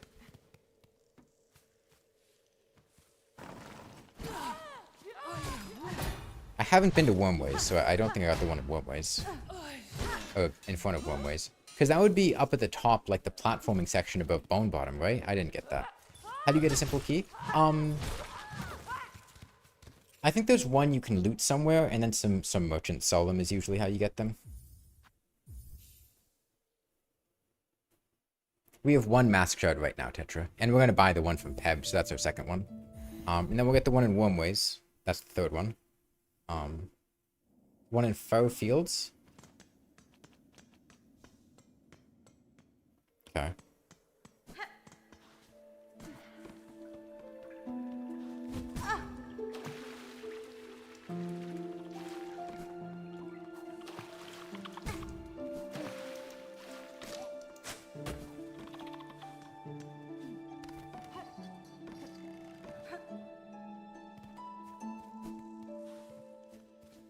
What is WWJ, Duppy?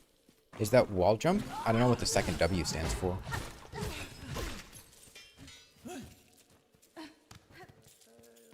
There's one right before the deep docks entrance. Okay. It's probably easy to get.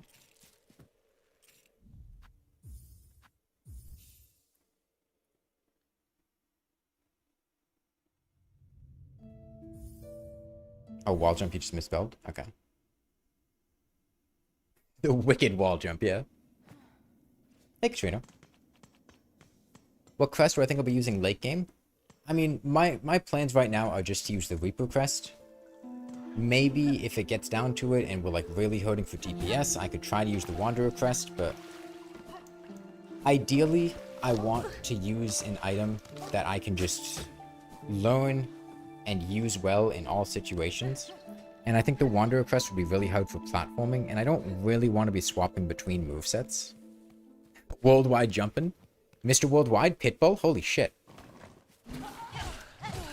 I didn't know there was a crest of Pitbull in this game.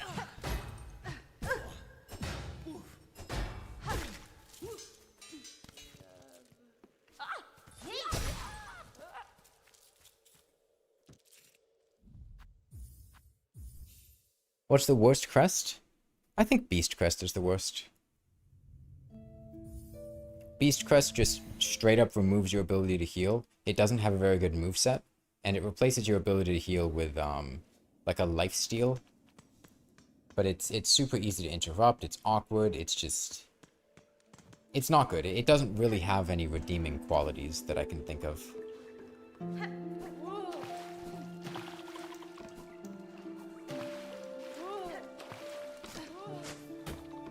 I think after the Beast Crest, I don't know if Witch Crest or the Teto Crest is worse. Beast Crest is the most fun in your opinion? I think Reaper is the best for an all-rounder? Yeah.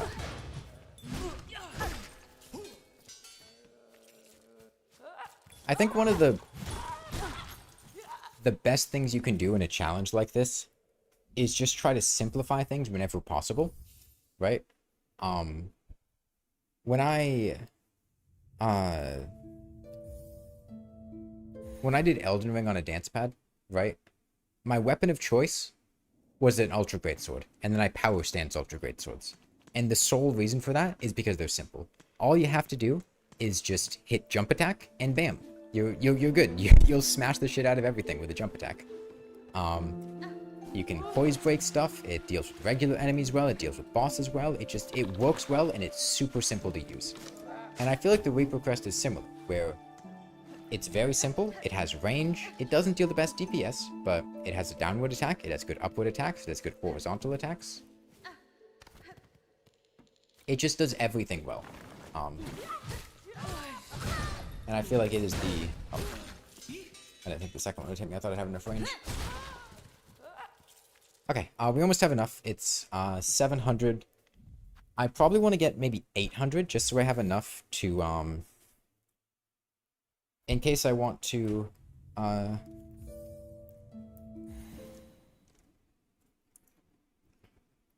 like buy a bench or something, just so I have a little bit of money. Don't want to completely go broke.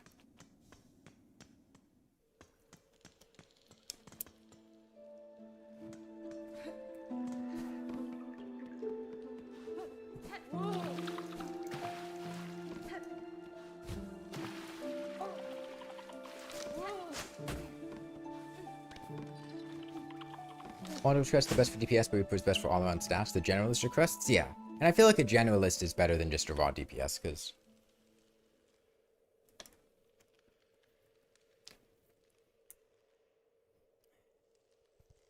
Okay.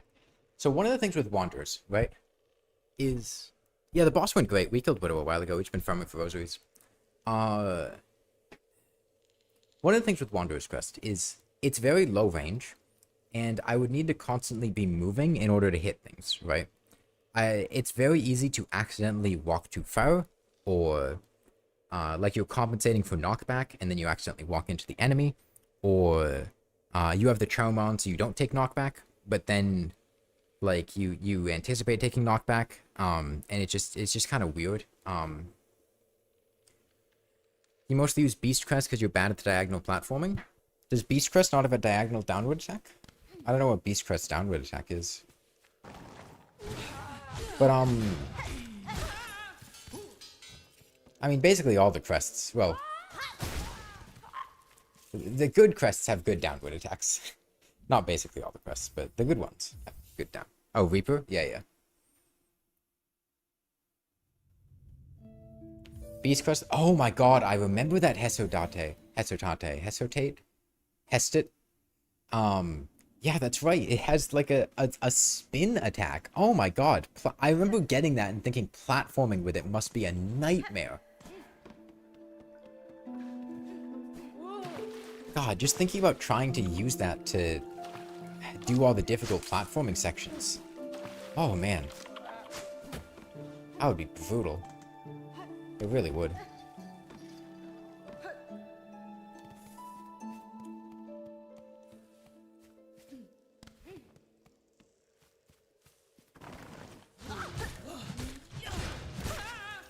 Okay, one more and we have enough for the 2 things we want to buy. And then maybe do one or two more after that. Yeah. I mean, this...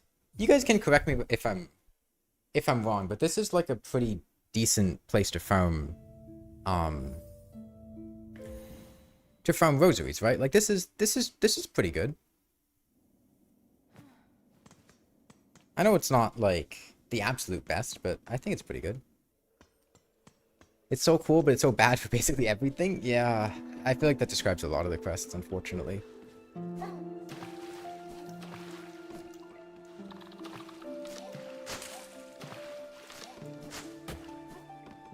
feel like the Architect crest has some of the real cheese potential, especially with the plasma interaction. Oh, does it recharge your plasmium off the plasmium reserves? Appameep? That's actually really awesome if it does. Huh. So could you use that to get like, what, 18 lifeblood hearts or something? Because in that case, that's actually pretty awesome. I like the Tether crest if that's the case.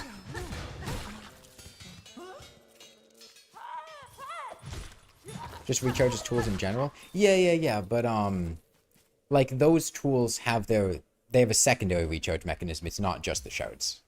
So I wasn't sure if they'd still recharge those. Oh, a bunch of lifeblood hearts gives you... That's cool. That's cool. What's plasmium? It's like a... Are you familiar with the Binding of Isaac? It's like a soul heart, right? It's HP that doesn't regenerate, or that you can't get back. Ignore the part where you can get it back, but it's like a temporary heart. It goes above your regular ones. If you get hit, it goes away.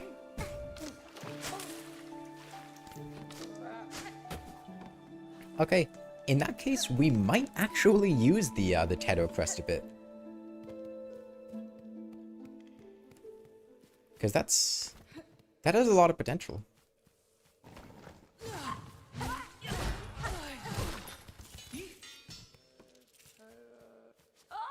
Binding of Isaac is in Fortnite now? Really? What from the Binding of Isaac is in Fortnite? Is it Isaac? Is it just like a giant crying baby head?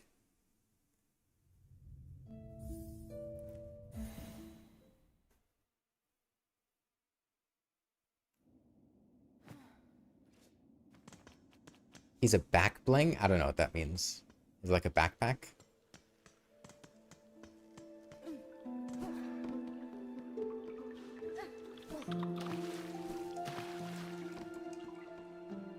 Huh. Unfortunately, Isaac in Fortnite. I mean, I don't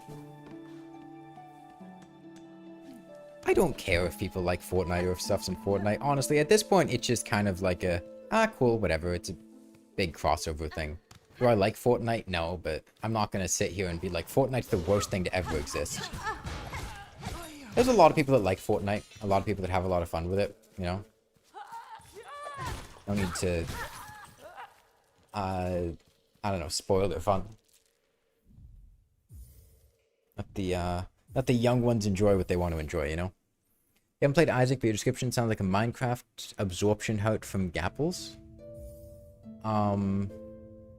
Maybe. I don't remember how golden apples work in Minecraft exactly, but... Like absorption huts? Okay, yeah, then it's a similar sort of thing. Yeah, it's just... It's temporary HP, basically. And the idea with that crest is... That crest, normally you can only recharge your tools at a bench.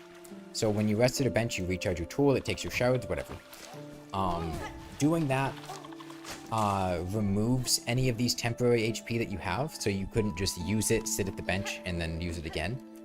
But this is a crest that lets you recharge the tools without sitting at a bench. It takes your spell, and it replaces your spell with a recharge tool button. So, if that's the case... We could genuinely just stack a bunch of the plasmium hearts. Because you use 6 of them with a fully upgraded thing. Okay. This might be enough now? What is this, like 775 or something?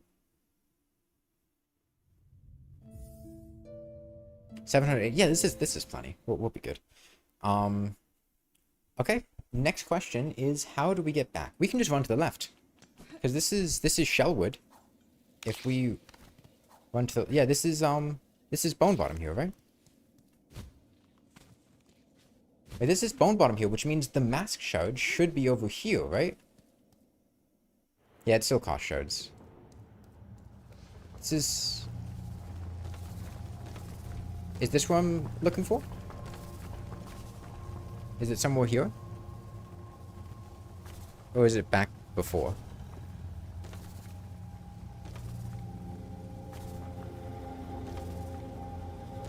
You don't think of places to bind because there's 3 tool slots? I think one of them uses the spellbind. Below, outside. Okay. Right under the door. Well, I didn't go through the door, so... Let me get some health. It's right before the simple key door, but I don't remember where the simple key door is.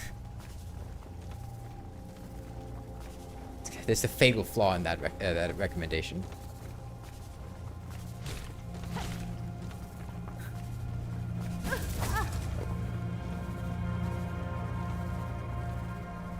Lower down? Okay.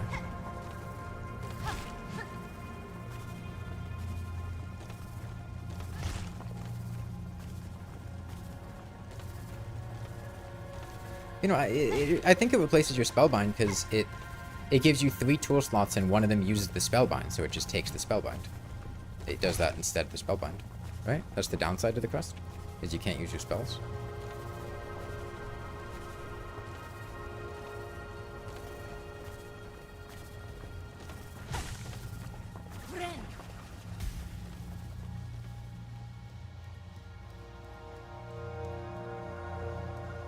Okay, so lower down.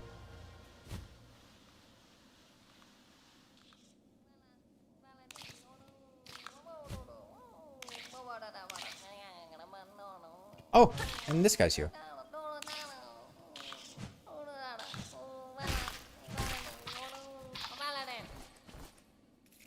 Oh, the recharge is on a diff. Oh, yeah, you're right, you're right.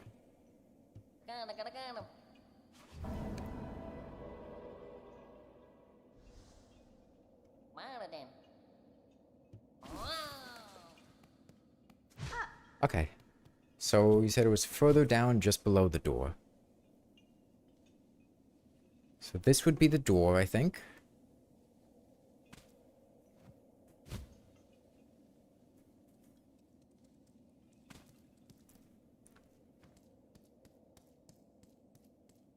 Right, this room. Yeah. Do I need to kill this guy?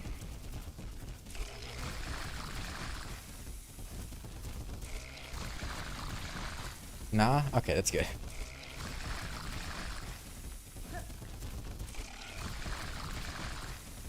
Because this guy, I remember him taking ages to kill. Although I didn't have my weapon upgrade when I killed him the first time, so... having that weapon upgrade probably would have helped.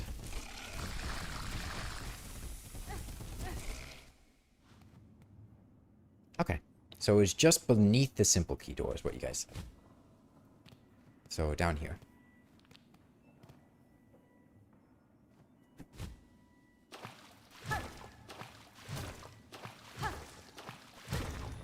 Oh wow, that is really easy to get. Okay.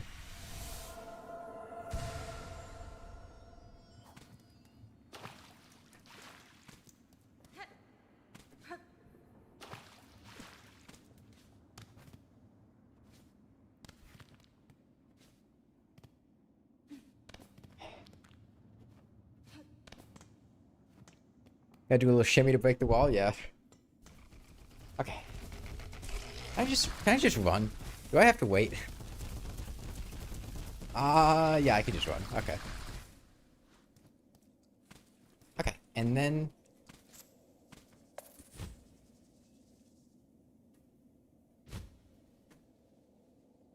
Oh, there's a bunch of rosaries up there. Shit. That would have been nice to get. Okay, well, lesson learned. If I ever find myself falling back down, there's a bunch of rosaries to grab.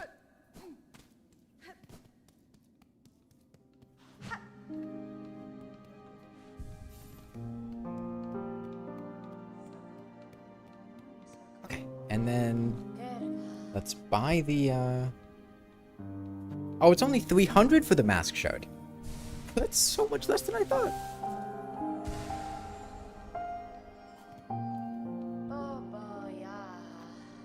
And, yeah, I mean, we have the extra money, so we might as well get the craft medal. And,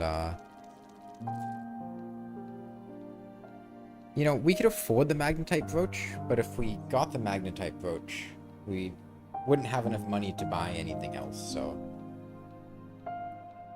but this would help me a lot with getting more money. Yeah, I think we'll buy the brooch. Right, this kind of helps me passively get money. Should save... No, it's only 200. It's only 200, I remember. It's not 300, so it's actually not that bad. Let me turn in this quest. What does it get us? Probably like a rosary string or something, right? Yeah, rosary necklace. Okay, let's donate, make the... Oh, I don't even have money for the bridge. Okay, never mind.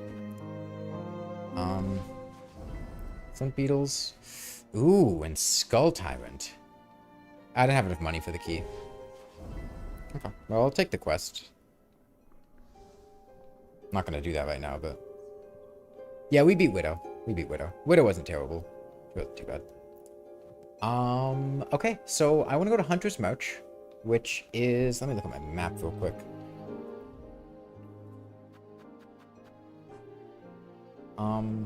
Hunter's March is in the top right of the Marrow, right? Oh, wait, I want to get another mask shard. You guys said there was a mask shard...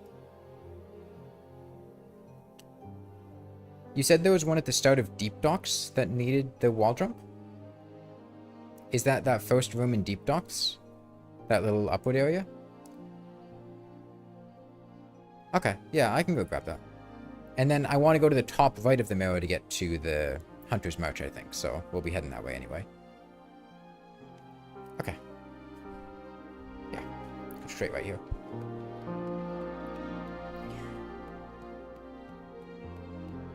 So what dictates when more quests appear on the quest boards? What's in Hunter's March? There's a merchant there who sells a very, very good charm. It basically makes it so if we would die, instead we don't die. And we survive. Which is really awesome. Yeah.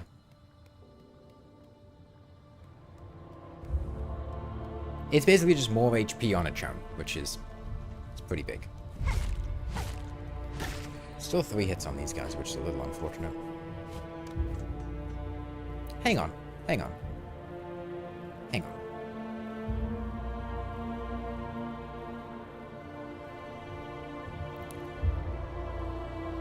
Somebody told me that after upgrading my nail, I go to 9 damage and not 5 damage. I'm pretty sure that before my nail upgrade, those guys died in 4 hits. Which means that I would have done 20 damage. Which means, I guess they must have, like, exactly 20 HP, yeah. Because the third hit, 18 to 27. Okay, yeah, that checks out.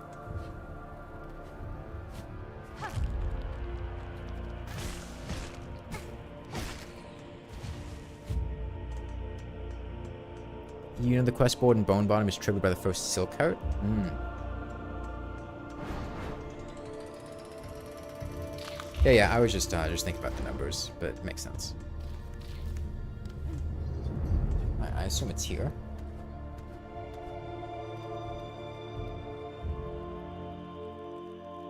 Just...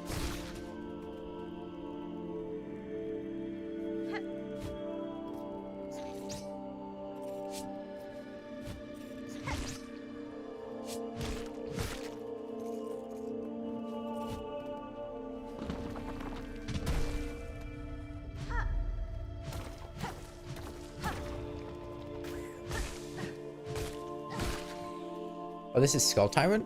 Oh. Well, I mean, we can do that too. It's not the right part of the map. Oh, yeah. Well, we're here. This is fine. Actually, no. No, I still have all of my money. I shouldn't come back here until we buy stuff, just because, in case we lose our rosaries. Oh, speaking of rosaries, though.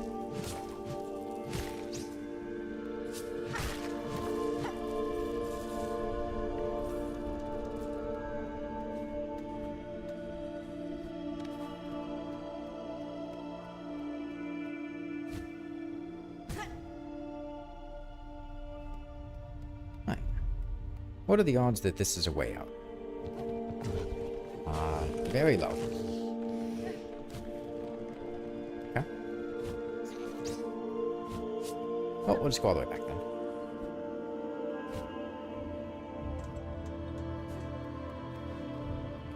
Hunter's March might be a struggle?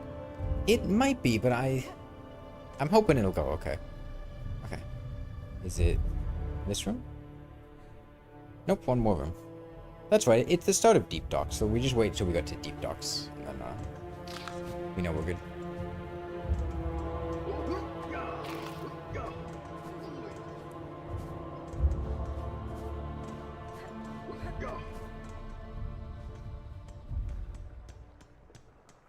Wait, it is that room? I thought...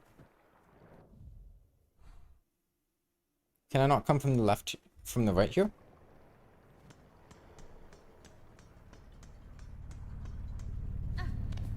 Oh, I see. I see. It's blocked.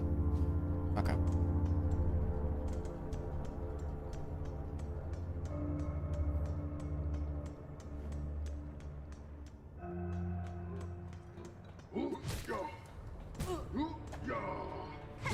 Oh, couldn't that one? What? He took 4 hits to kill?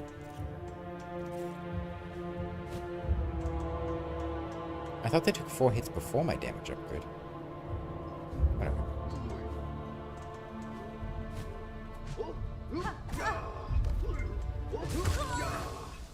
Okay.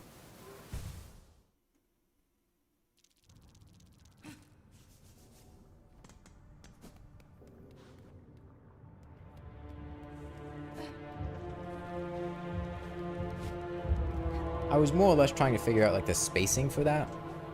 Because I thought I might be able to bait him into attacks, stay out of range, and then just keep attacking, but it didn't work, so it's unfortunate. I think they take like 7? Really? Wow. I guess maybe I hadn't fought them, or wasn't paying that much attention when I was fighting them.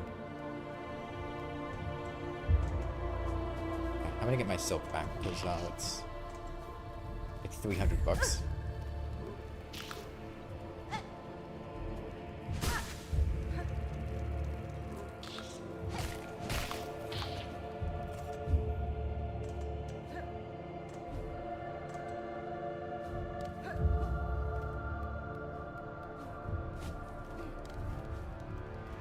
Oh, do we want to lose all of our money?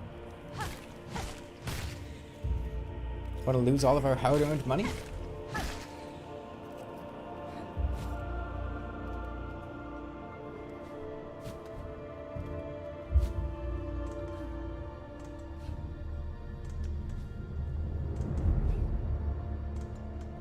Gambling? It's not even gambling, it's just like a countable game.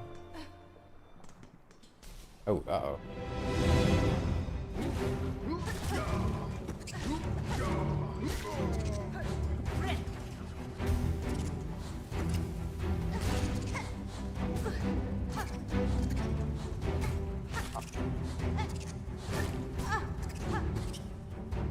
Let it be known that these guys do not stop in the middle of their dashes if they hit you, but they don't go across the entire arena either, so good to know.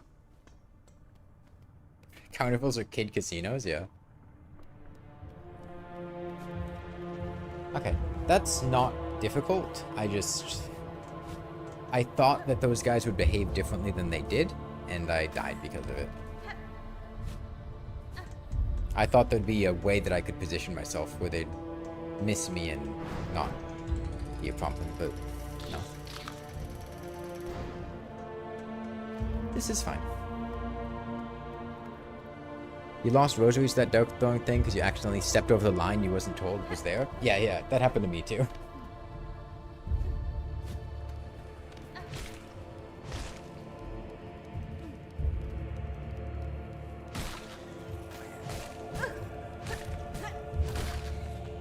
Nice start.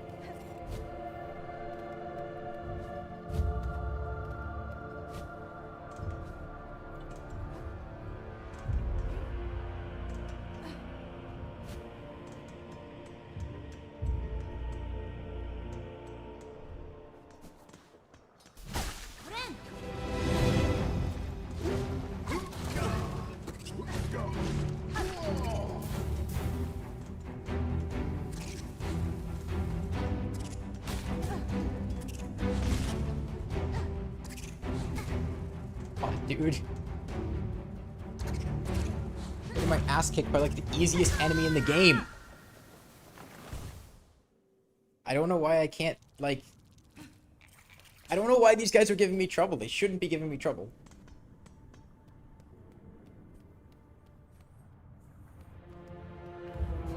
I don't know what it is about the flying enemies in this game that are so difficult.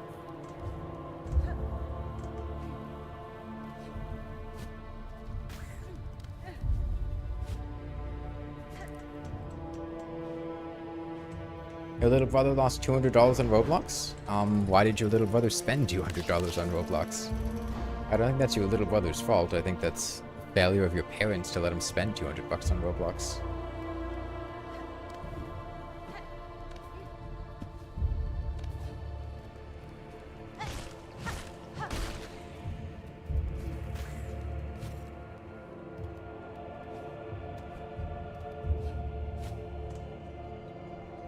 You miss your Howling Wraiths? Oh man, I would kill for a Howling Wraiths.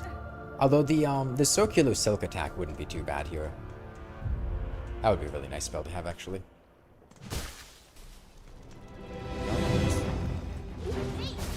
Open with you.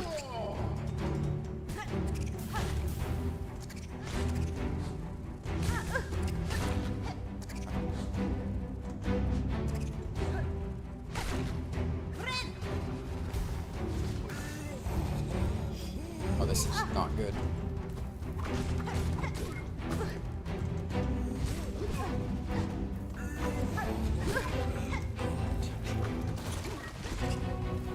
Oh god, there's more of them. There's more of them. Okay, I really hope this is the last guy. I can't take another wave, man.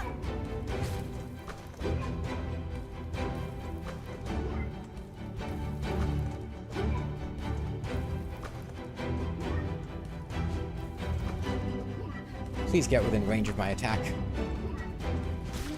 There's another wave, man. No.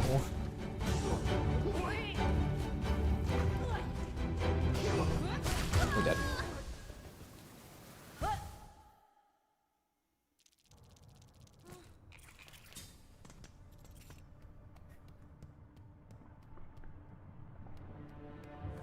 He was very gullible and he stole half the money from my parents.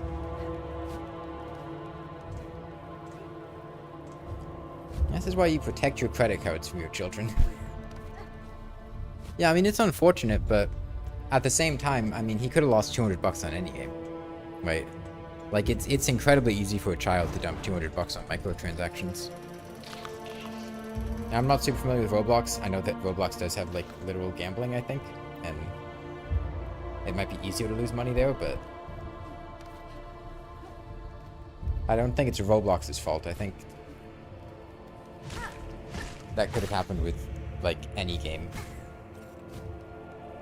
No.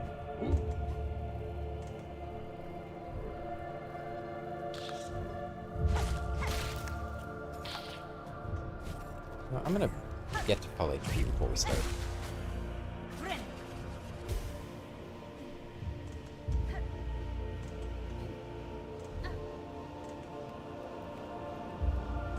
You feel like that was your... that encapsulated your entire arena interaction, the entire game, just I can't take another wave. Oh, there's another wave? Yeah, they sure love throwing way too many enemies at you. Did you guys like the Colosseum? What if you did that constantly?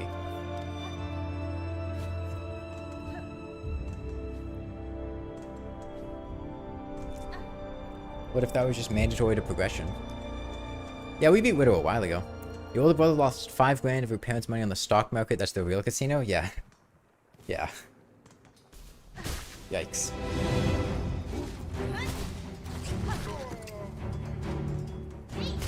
Alright, if I use that silk effectively, it would...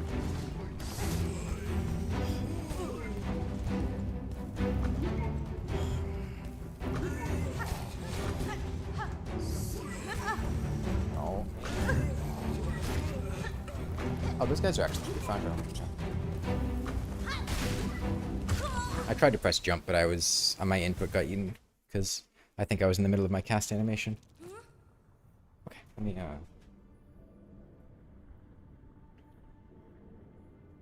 adjust this a little bit. Colosseum, you and Fowland don't have one of those, but we do have thousands of automatically locking doors. Hey man, the technology in Fowland is great.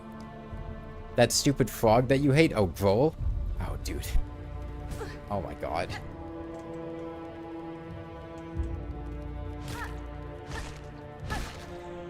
Everything is a casino except Terraria? Not Terraria's a casino too. It doesn't have microtransactions, but you do gamble away your time with fishing. Fishing's a gateway drug, man.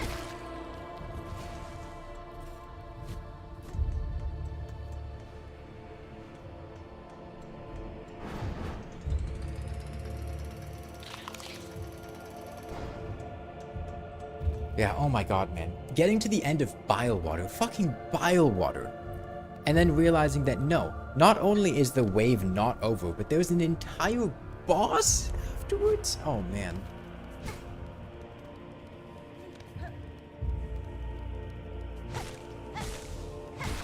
Let's not talk about Act 3. I haven't done that yet, Jerry.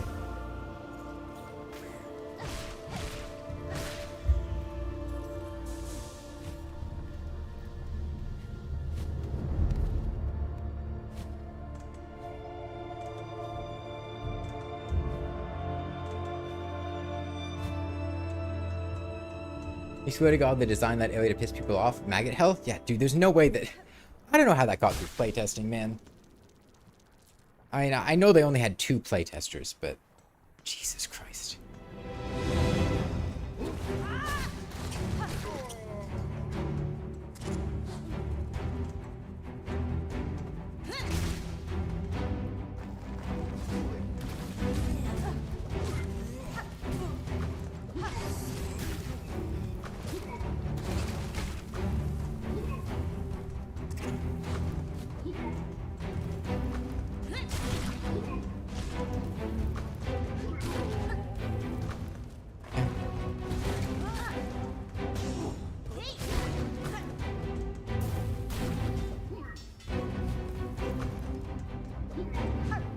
What do you think the odds of this are that this is the last wave? Pretty low, right?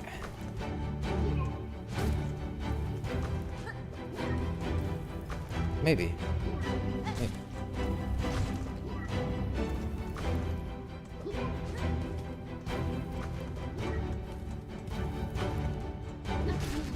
Not the last wave. What? Oh my god. Oh my god, dude. That was... He can stay above me, and he's outside of the range of my silk.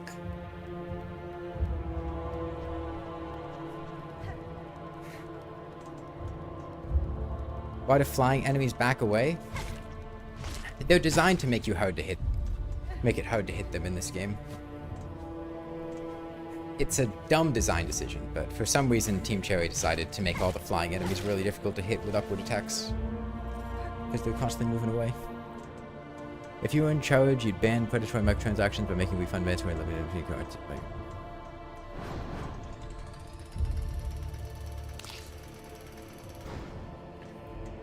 I mean, I don't love microtransactions.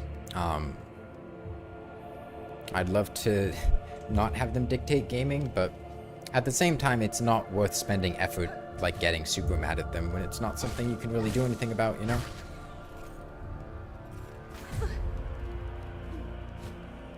The amount of times you missed a pogo on a flying enemy because they decide to back away to the other side of the arena. Oh my god, that is... The guys in Greymore,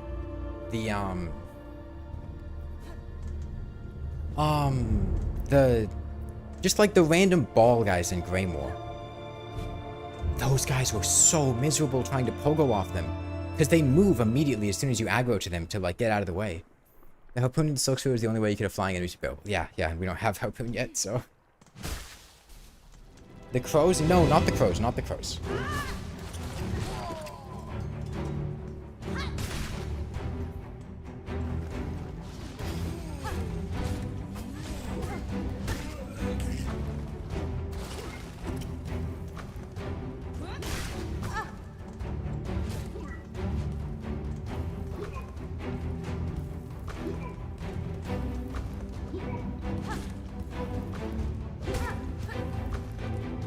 I don't know, the main thing I hate about it is that it's so easy to accidentally jump into the enemies, you know?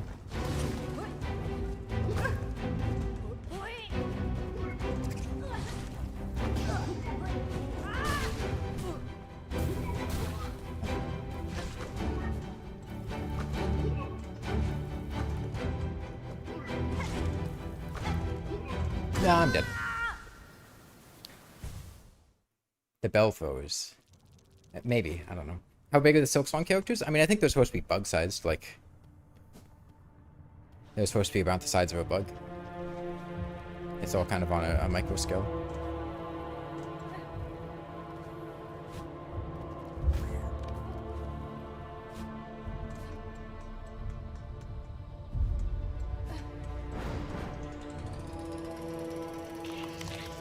I can't wait till we get the harpoon.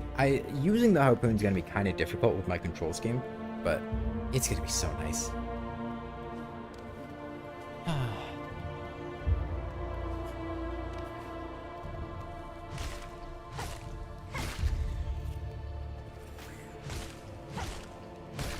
Alright, this time I'm gonna try to avoid taking my silk until the middle of the arena. So I can get an influx in the middle of the fight.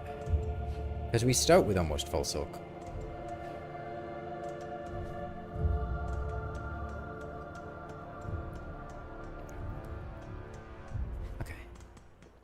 Hopefully this doesn't just break it.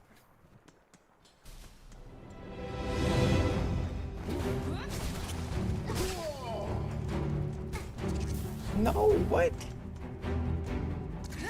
No, he did it again! They just decided to hover above my face instead. We're so fucked.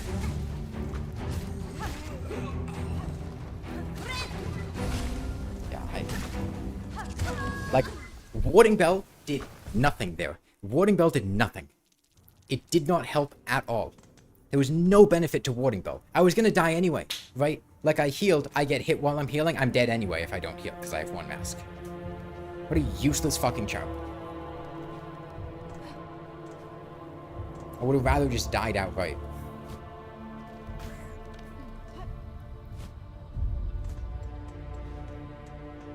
You know, someone pointed out that because of the way water acts, it actually suggests they're human-sized, since water tension.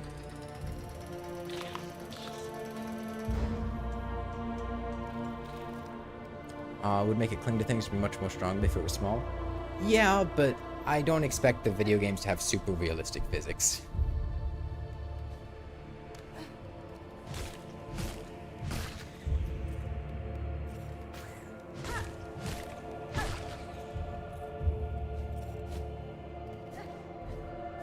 Well, here's hoping this one goes better.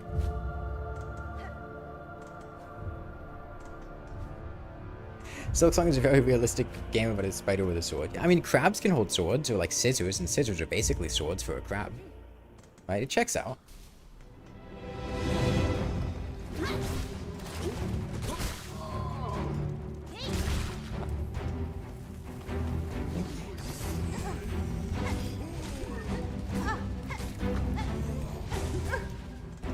Guy's kicking my ass.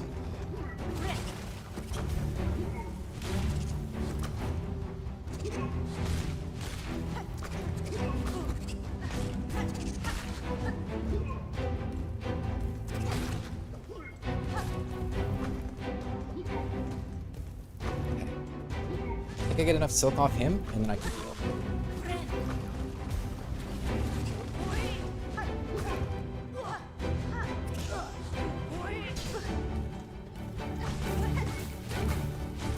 That kills him.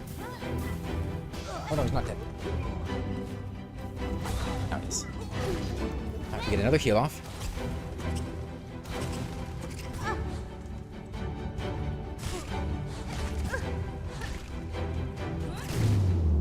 Okay.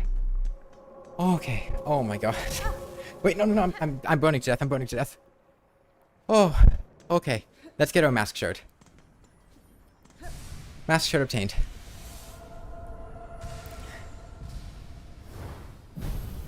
The last wave was 4 beast flies. Yeah. I mean, honestly, they were pretty deadly.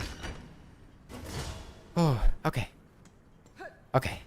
Now we go off to Hunter's March to get the fragile mask, which is up in the top right here. Was it worth it? Yeah, that was a whole extra mask.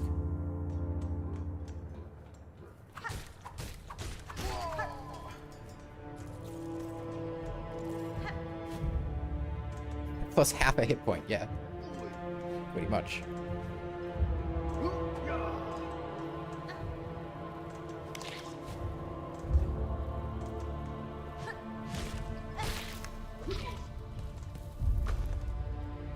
Why is the Silksong wiki empty? I mean, the game only came out last week. People might just not have had that much time to fill out the wiki with information, you know?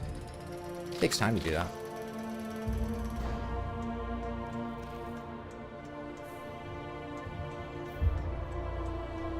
A lot of people haven't even beaten the game yet, let alone, you know, found the stuff in the game well enough to write about it on the wiki.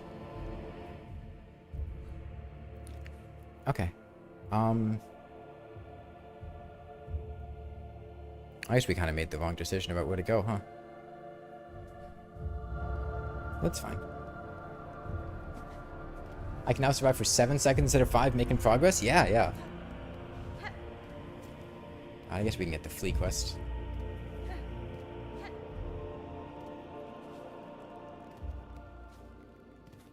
It's a lot more fleshed out than some wikis for games that have been out much longer. Yeah, that is true.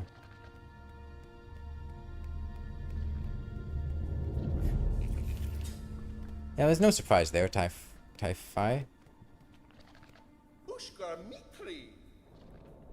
fine. Barishkava Yanaga Noshke Benny Frank. Kavak Katsa Mm-hmm. Barishkava Buenera. Humta Osh.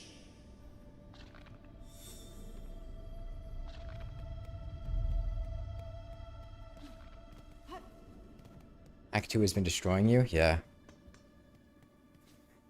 All the acts can be pretty rough.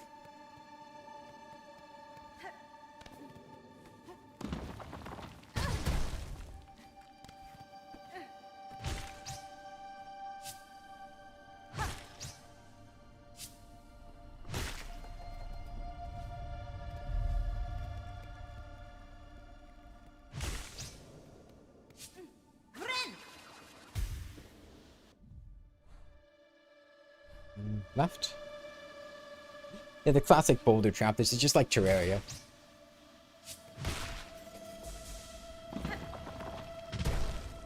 This is just like Terraria.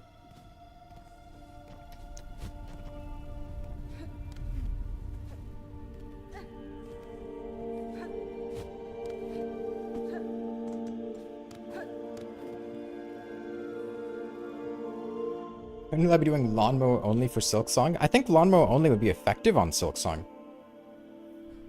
Right? I am certain that you could grind up an insect very effectively in a lawnmower.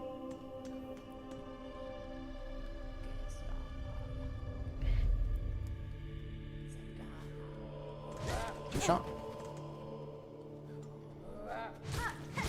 Big shot. Oh, they don't drop that much money. But they drop more. Guess I'm just thinking of the later ones.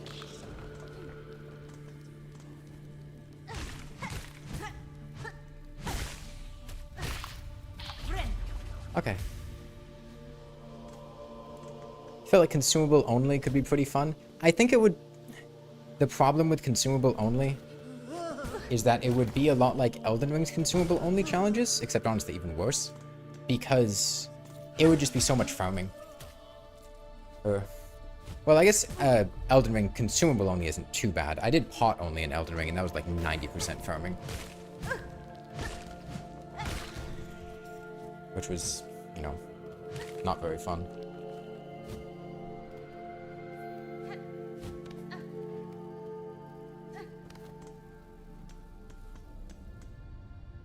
Mushka is just fly in Slavic languages.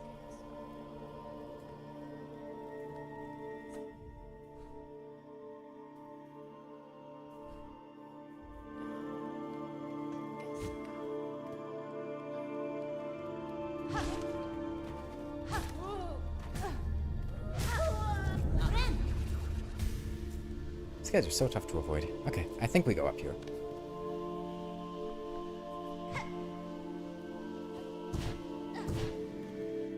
And this is why we got the Reaper Crest. Because doing this without the Reaper Crest would have been a nightmare. These guys are a little spooky. I can't deal with them super effectively.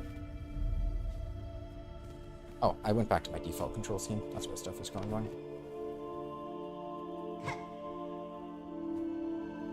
Okay, I need to fix this dash is C. I restarted my computer and I think it reverted to an older version of my controls before I changed this back to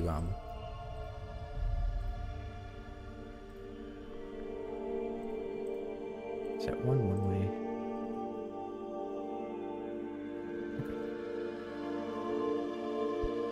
Before I change my pogo controls. Wait. Yeah, that's the right button. Now I can actually dash.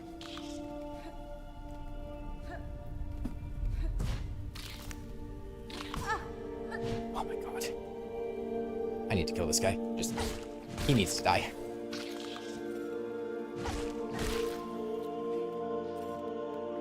Beast Crest would be fun, would be fun to watch, but only because you don't want to. I mean, I don't think, like, if you're able to play the game, I don't think trying to do it with, like, only the Beast Crest would be that bad, right? Like, if you're decent at the game, it's like, imagine not being able to heal, or rather just having a very janky healing, and then, it's breakable. And then a little bit of a weird moveset, right? Like, that's not that unreasonable. The worst part about Beast Crest is having to fight Savage Beastfly. Yeah, you're right about that one.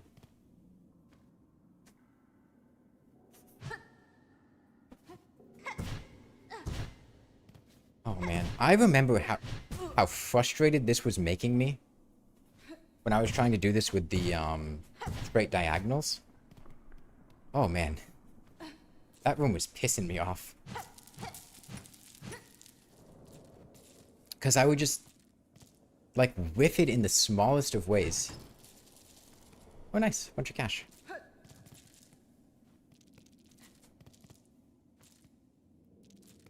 Pogoing on those red flowers would be a genuine nightmare due to you being able to be launched forward.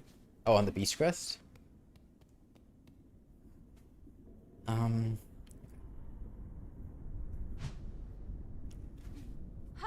Oh, whoops. Alright, let's not die here. Mostly because I don't want to have to come back. It's kind of a long way. Die here. I accidentally stopped holding to the right. That's fine. Have I already beaten the game? I have gotten to Act 3.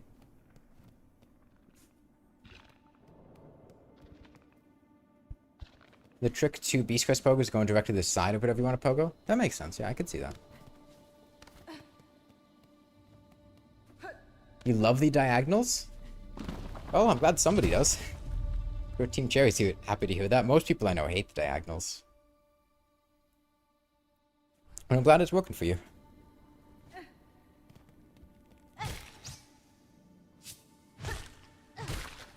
I mean, in combat, I don't think it's that bad. It's just, I really can't stand it for platforming. It really annoys me for platforming.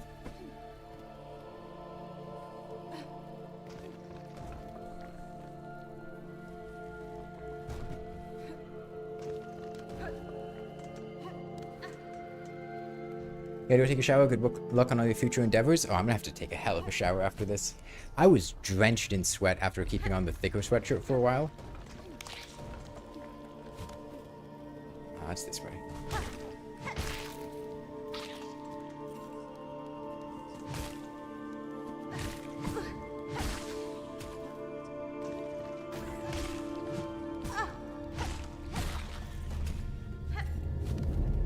Okay, and then this way.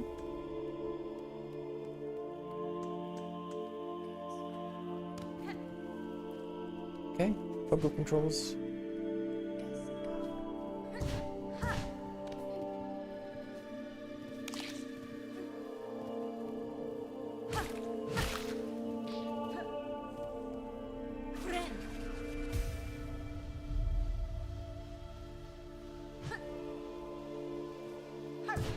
Okay, we gotta kill this guy.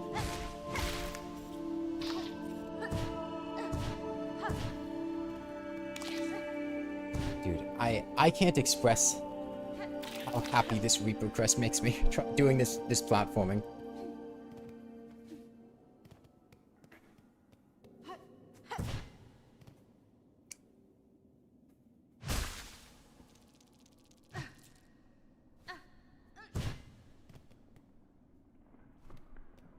Fun fact, honeybees are an invasive species in the New World and are mass extinctifying bumblebees and other native predators. That's not a very fun fact. Oh, this guy. Yeah, we can kill you. Good twice.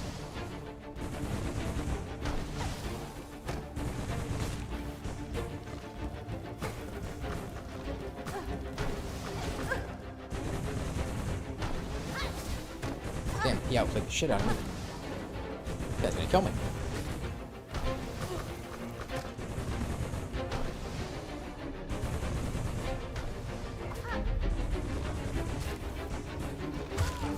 Damn. Okay. Your favorite enemy, the helmet guy with forks? They're pretty cool, yeah. I like those guys because they make me forget that the flying guys with helmets exist, because I really don't like the flying guys with helmets. Okay, I panicked a little bit.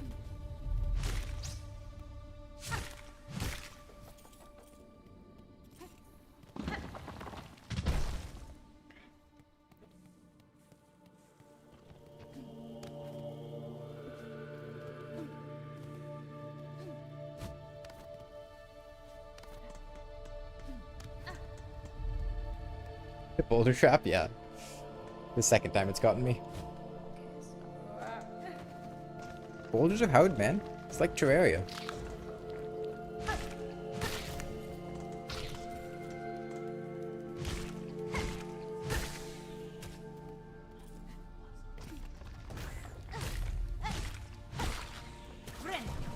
Which crest do I prefer to use? I like the Reaper crest. I enjoy the Reaper crest a lot. I find it really funny and annoying how this game has like 15 variations of the primal aspids. Yeah. Yeah. Yeah. Yeah. Yo, an apology to primal aspids. Yeah, we didn't know how good we had it back in Hollow Knight.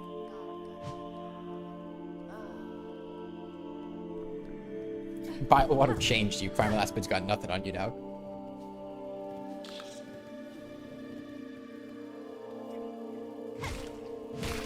No man enters Bile-water and leaves the same.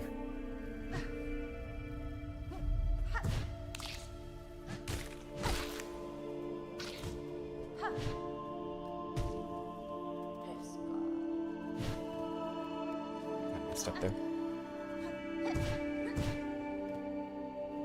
How do you find the names of the enemies? They're in the journal. There's a lady who gives you a hunter's journal. It's like a bestiary, and after you kill an enemy, it shows up in the bestiary. The run back to the boss changed you? Yeah. I was hearing from a friend that when they were playing, they didn't find the secret bench. And so they had to do the entire run back from like the bottom of Sinner's Row.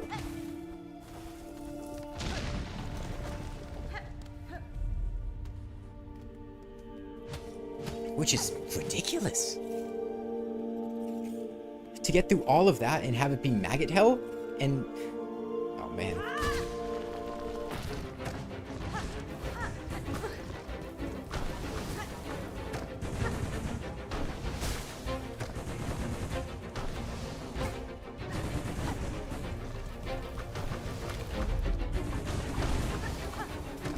Oh, that was actually really long range.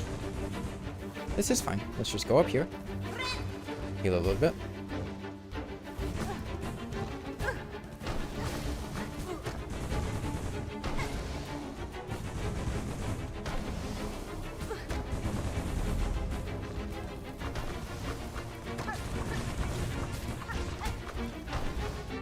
No!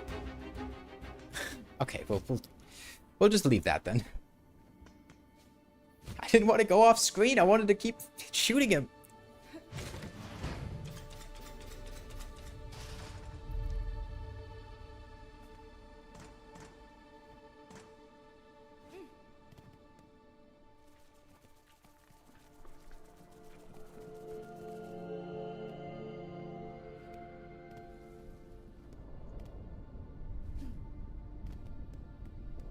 Y'all got any benches? That's not a bench. That's not a bench at all.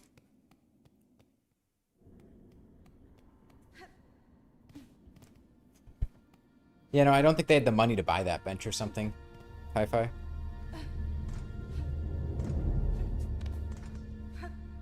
Because that's the thing, when you have to pay money to benches, you're never gonna... For benches, you're never gonna... Like, some players won't have them, right? That's how that works.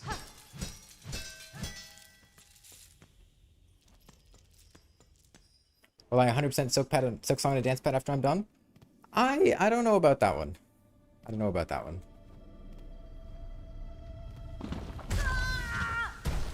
Okay.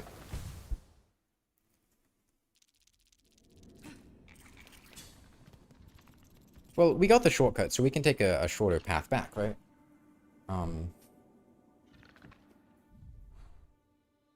Yeah, we could just go down and then to the right and then up, right? Off to the gambling guys.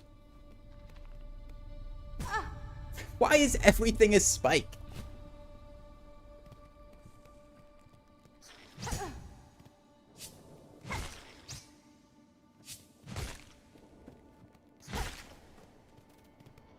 There's no such thing as just a fall in this game. It's always a fall into spikes.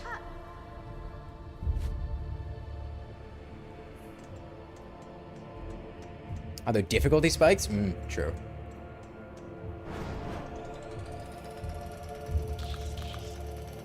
So 10% of the surfaces in this game are spikes? Honestly, that's probably an understatement. It's absurd. Especially the ones that deal 2 masks of damage. Which, thankfully, I think they nerfed Blasted Steps to not do that anymore, but... Man. Okay, should be right up here.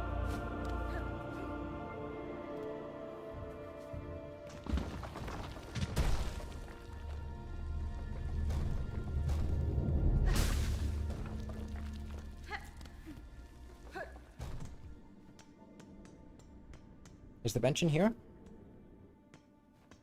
Yes, it is. Okay. Yeah, you know, we can try it once. I'm not gonna... I don't think I'll try it more than once, but, Tamiyan.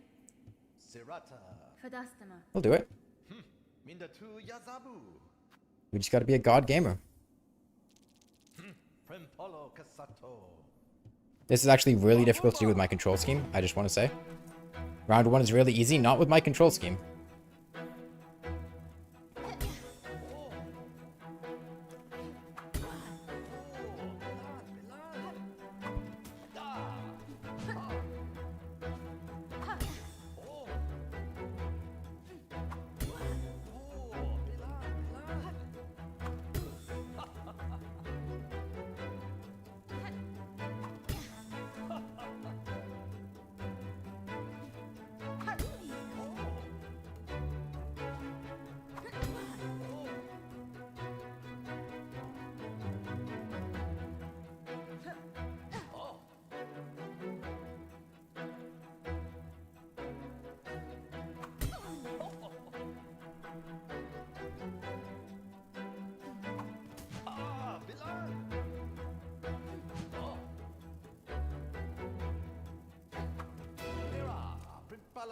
Okay.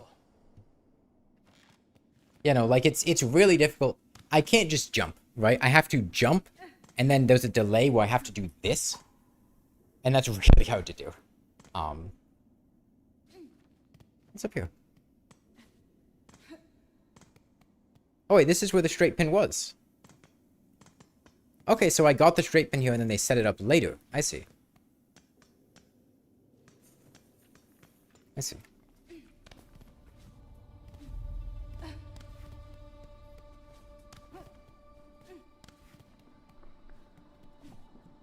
Okay, well, how do we get to do this? You know, this guy's all the way over here. We could just...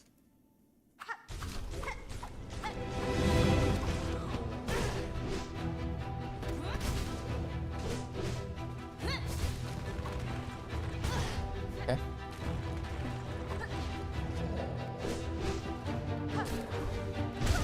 Oh, that was a further jump than I thought. Imagine being the target bug. I mean, the target bug's intentionally doing this. Like, these guys are basically like... They're like people setting up a counterfeit game to scam people out of their money, right? The target bug is in on it. He's intentionally trying to move around so that you miss, so that they get to keep your money.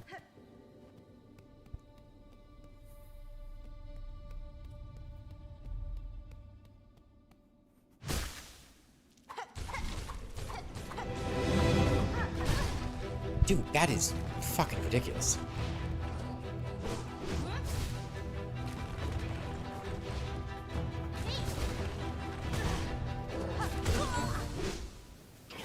Okay. This guy has some ridiculous tracking, I gotta say.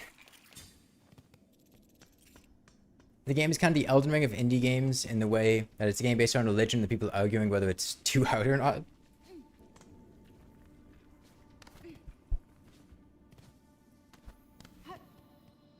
Yeah, I definitely see some Elden Ring similarities in Silksong. Silksong is the Hollow Knight of Hollow Knight. Dude, I know people who found Hollow Knight too difficult. I can't even imagine what would happen if they tried to play Silksong. It's probably gonna jump up immediately. No.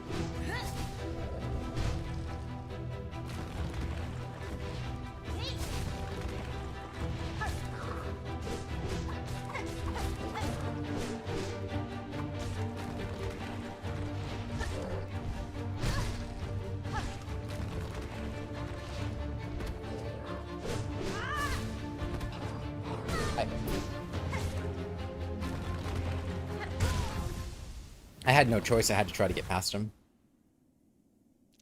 This guy's got a ton of HP. Jeez.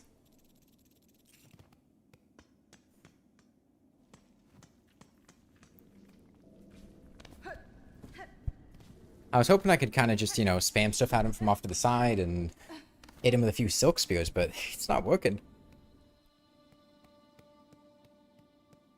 There are probably people that died to Moss Mother like 10 times. I mean, it happens. Not everyone is that good at video games.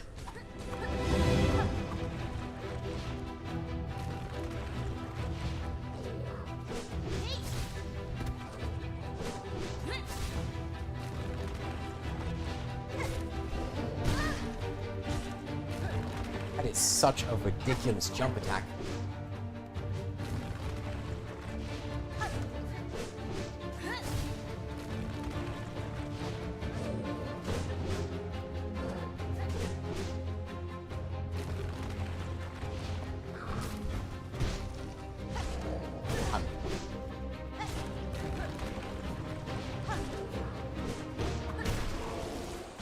Okay. Whew. That guy's pretty tough.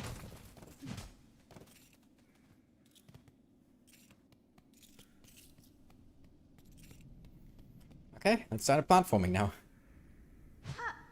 Nah, we'll be fine.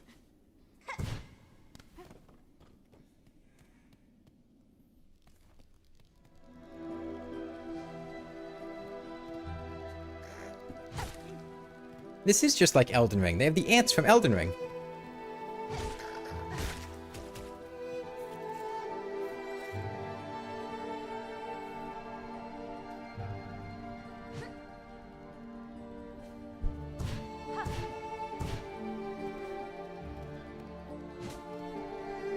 Oh, we need to heal.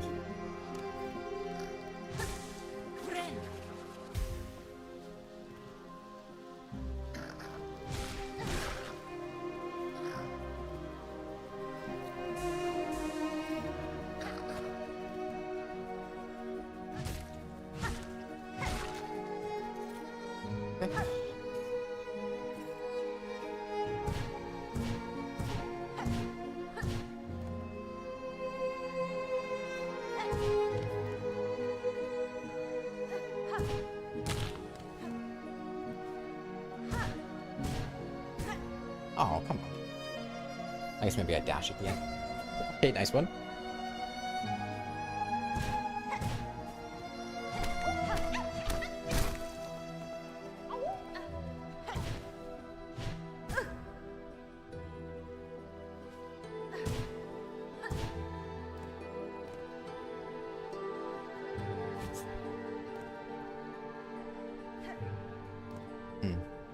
So, we have two options here. Okay.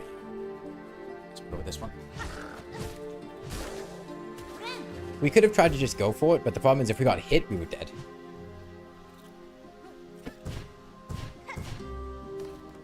Right?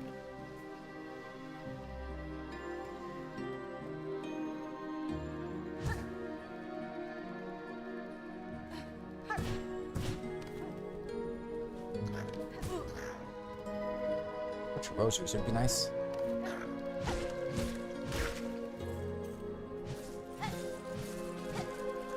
No, I think we've got traps in the Hunter's March. Right? Uh-oh.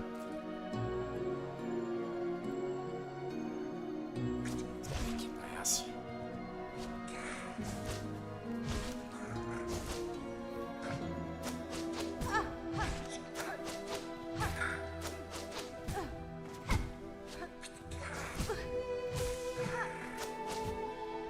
This is fine.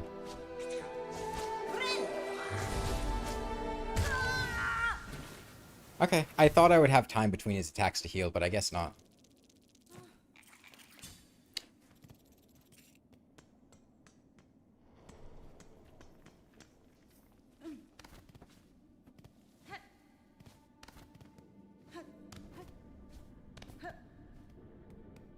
Okay, well at least this guy's gone now, right? Please tell me he's gone. Okay, he's gone. I was gonna be devastated if he respawned.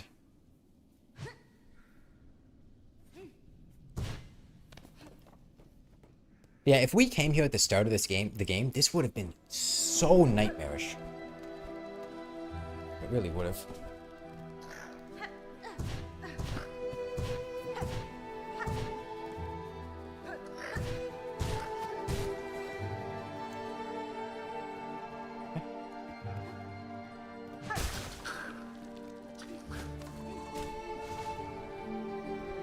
Those elite ant guys have more attacks than every boss in Act 1. I'm not surprised. Okay,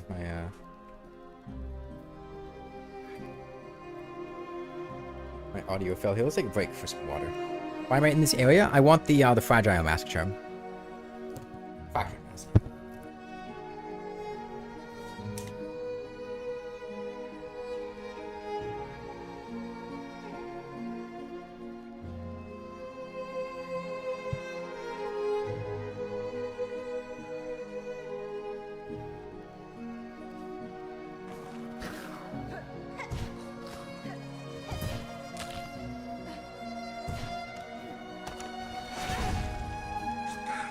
I tried to press the sprint button, but it didn't really work.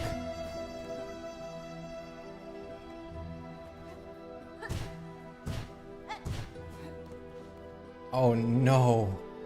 Oh, I just remembered why I hated this place so much. Oh no, man. Oh no.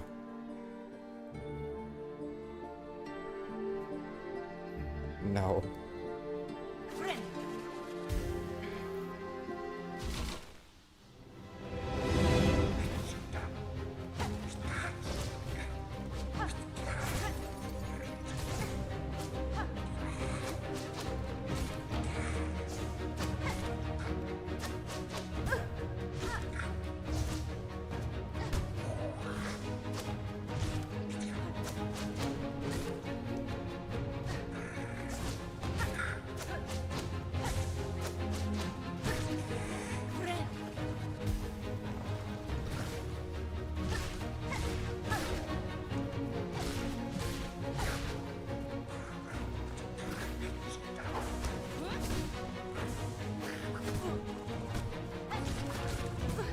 Fuck it, can I get some support? No. I need one of these two dead.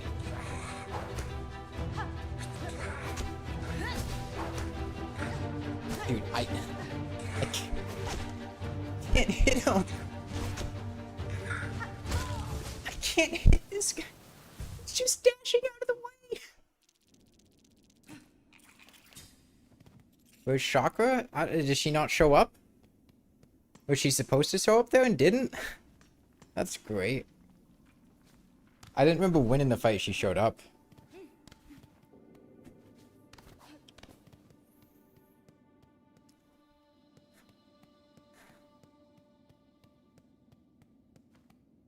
I guess she's busy? Great. That's great.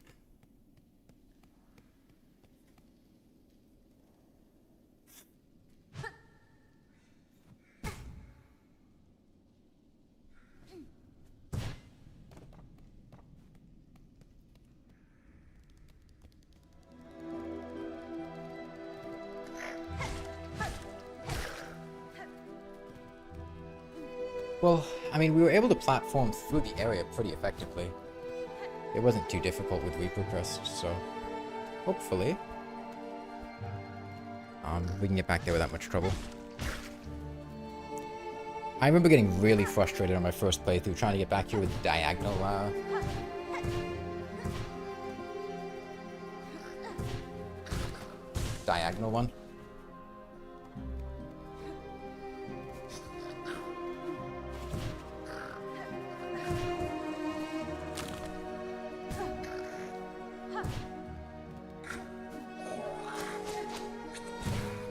Thankfully, a jump and a dash gets you past most of these guys.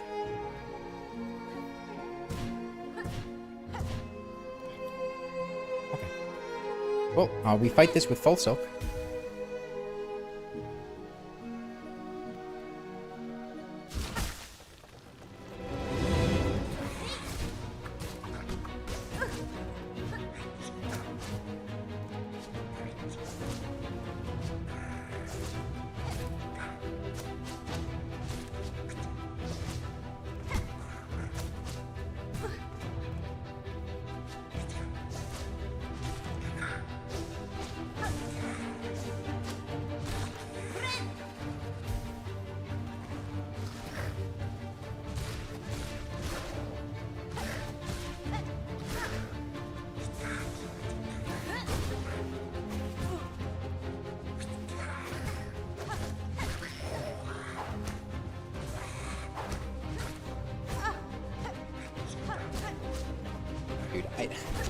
can't with these guys, man. I can't. How do I hit them? How do I? They just dodge.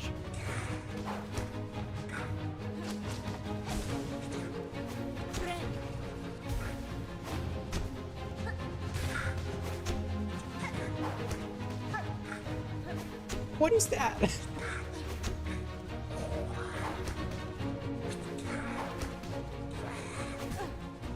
I was on the wrong control scheme.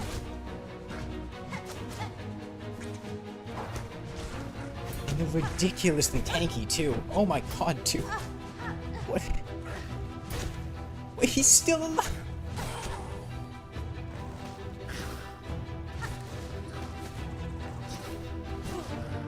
Two of these guys.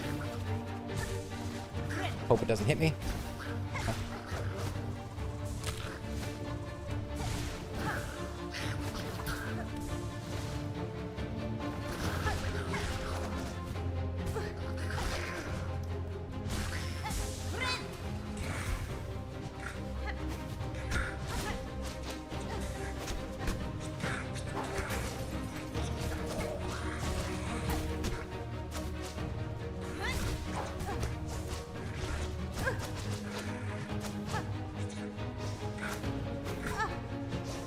There's no winning here, man.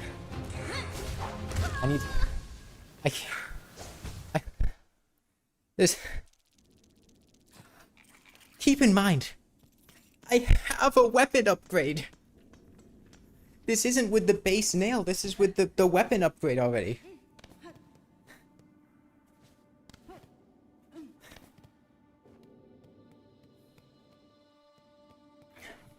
So I think up until that last one, we're pretty good. But man, that last wave is really, really brutal. Both of the enemies are super tanky. And they're both really dangerous, hard to avoid. I can't just kill one of them, you know?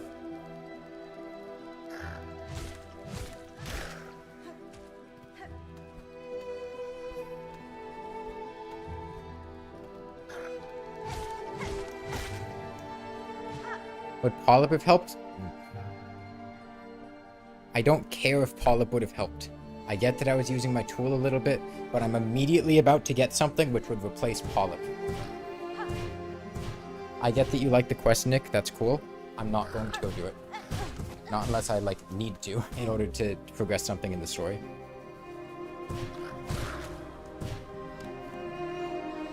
Please stop bringing it up.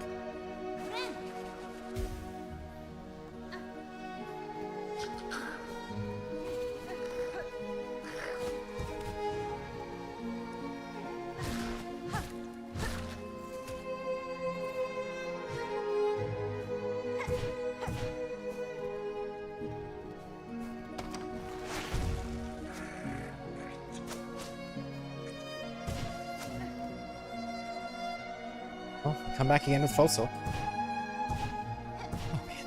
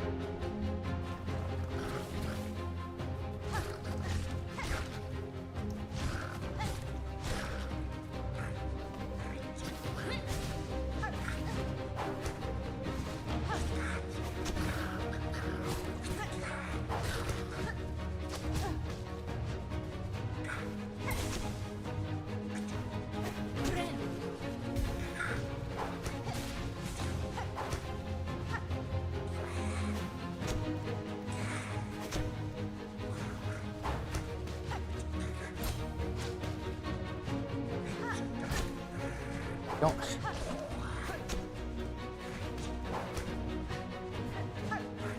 Who thought this was a good idea?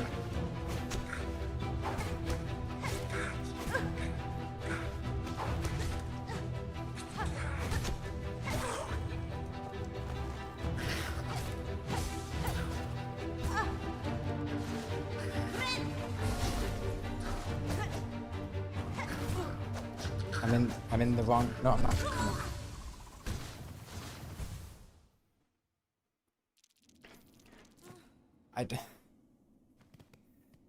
He's rage baiting me? He really is.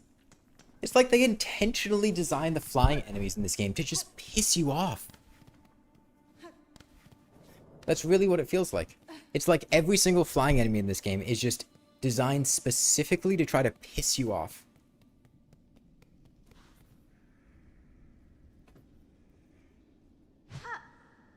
Seven years of development and they didn't playtest this area. Yeah, that's what it feels like.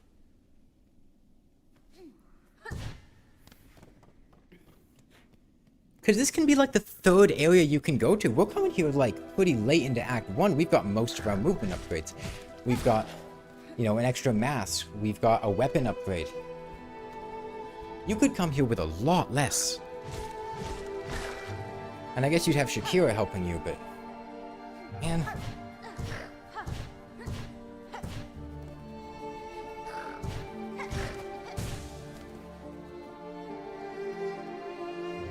Fighting flying enemies must be what it feels like for the bosses fighting Hornet. It's a taste of your own medicine.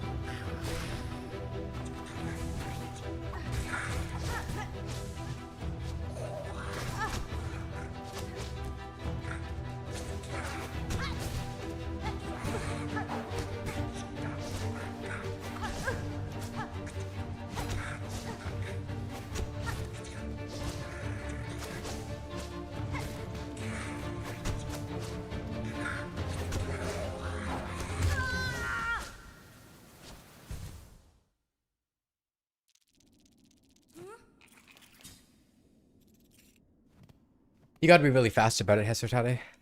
Silksong might be good against the flying guys. It wouldn't even kill them. It wouldn't even come close to killing them.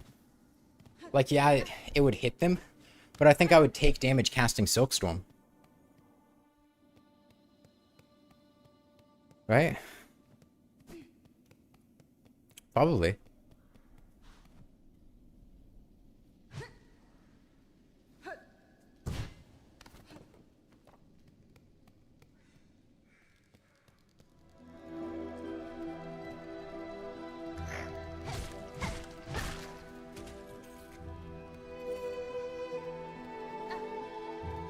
You swear the whole Forge Brothers area was easier than this?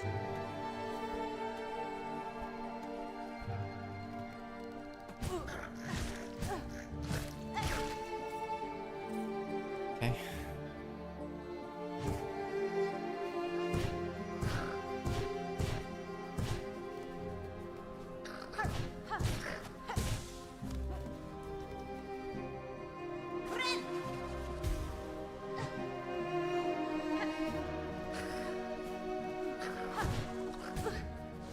Ow, that hit me?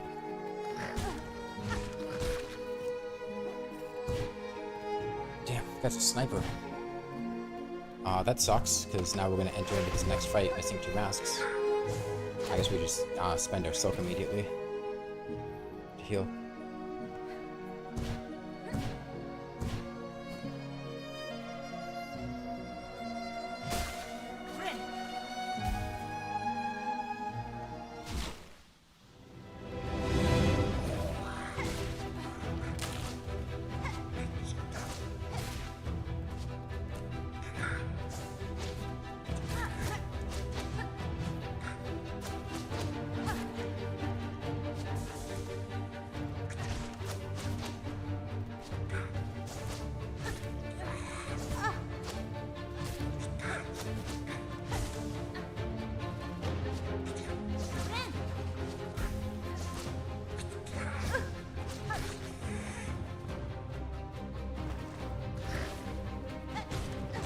Man, could you imagine if we tried to come here at the beginning of the game to do this?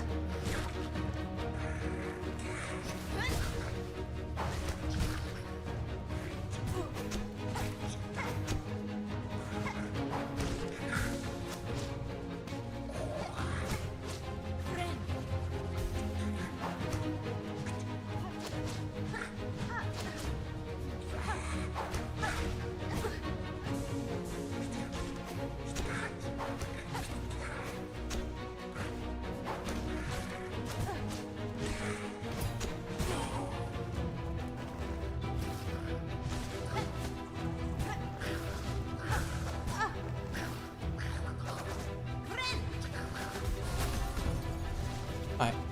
You know, I'll admit, warning bell value there. What was...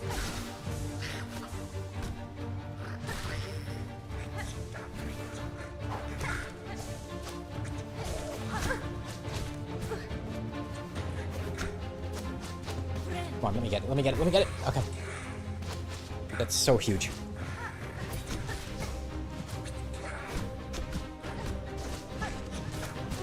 I need to kill one of them. Okay. Okay, I think we have this now. Unless there's another way, but I don't think there is.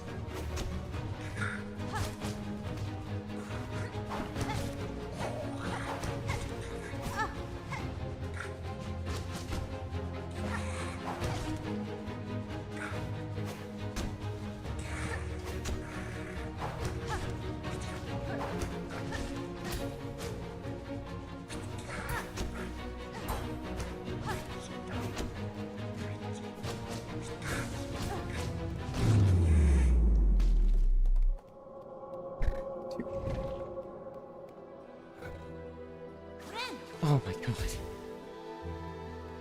Oh my god. Okay. We're good. Let's just get that crest. I think it's up to the top left.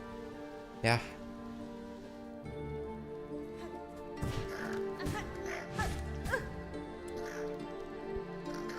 This ant is going to kill me. This ant is genuinely going to kill me.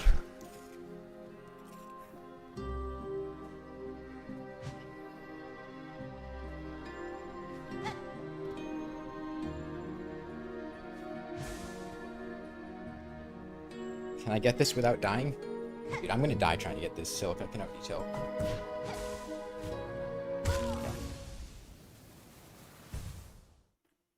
It's okay. Well, it's easy to get back. Or am I heading? We're heading to the merchant who sells the fractured mask.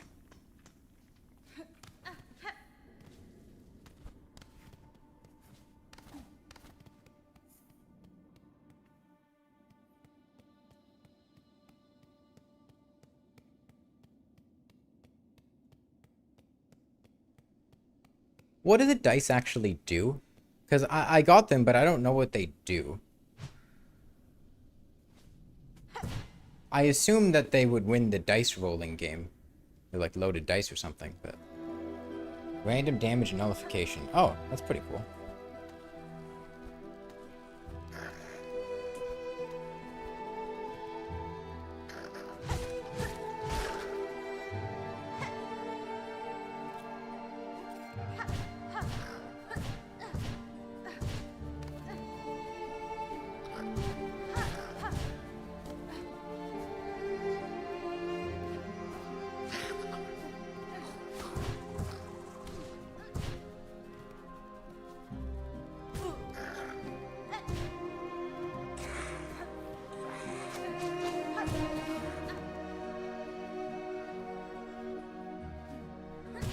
Only yellow slot with combat. Capabilities, yeah.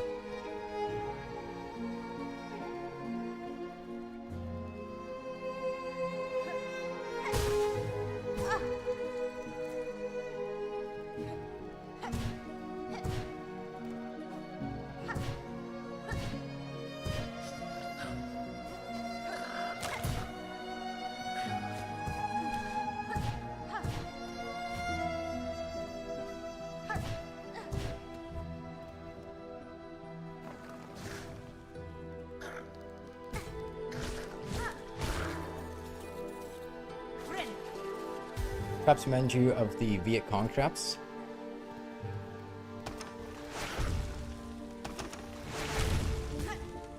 Take you back to your days in Nam.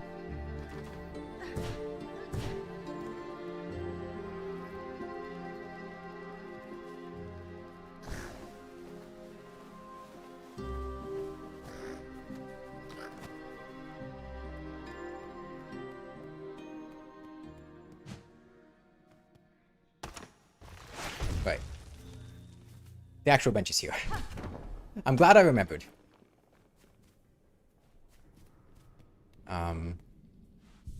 Yeah.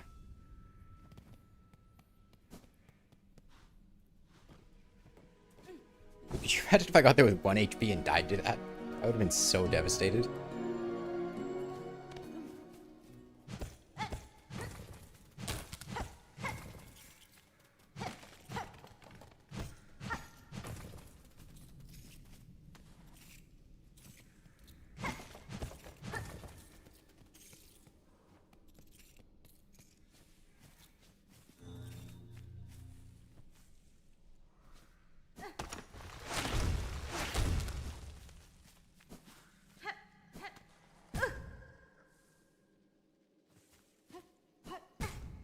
Come on.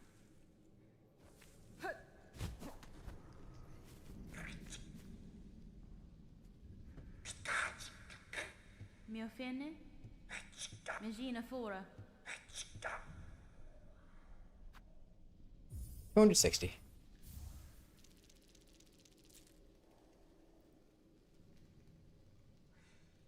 Is the curve claw any good? Never actually used it. Probably not. I think can't go wrong with straight pin.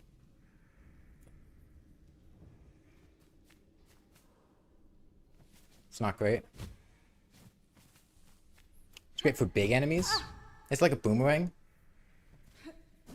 If I had more money, I might consider it, but honestly, right now, I'm kind of broke still. For enemies, it hits more than once.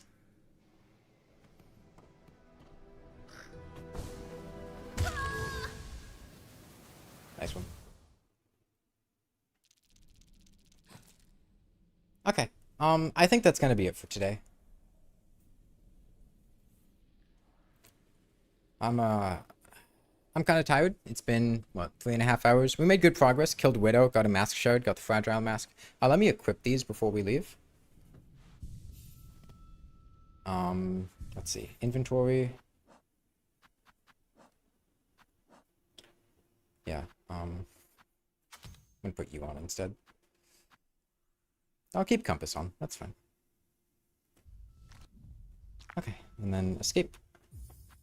Save and quit. Yeah, I'm hoping Fractured Mask will help a lot. Should be a pretty big upgrade. Close my window. Okay. Yeah, I will be streaming this weekend. I don't know exactly when. It'll depend on things. But, yeah. Bye, everyone. Why is every good charm blue? Every good charm is blue because blue are the combat charms, right? Yellow are like utility, red are the weapons, and blue are the combat charms. Yeah, bye, everyone.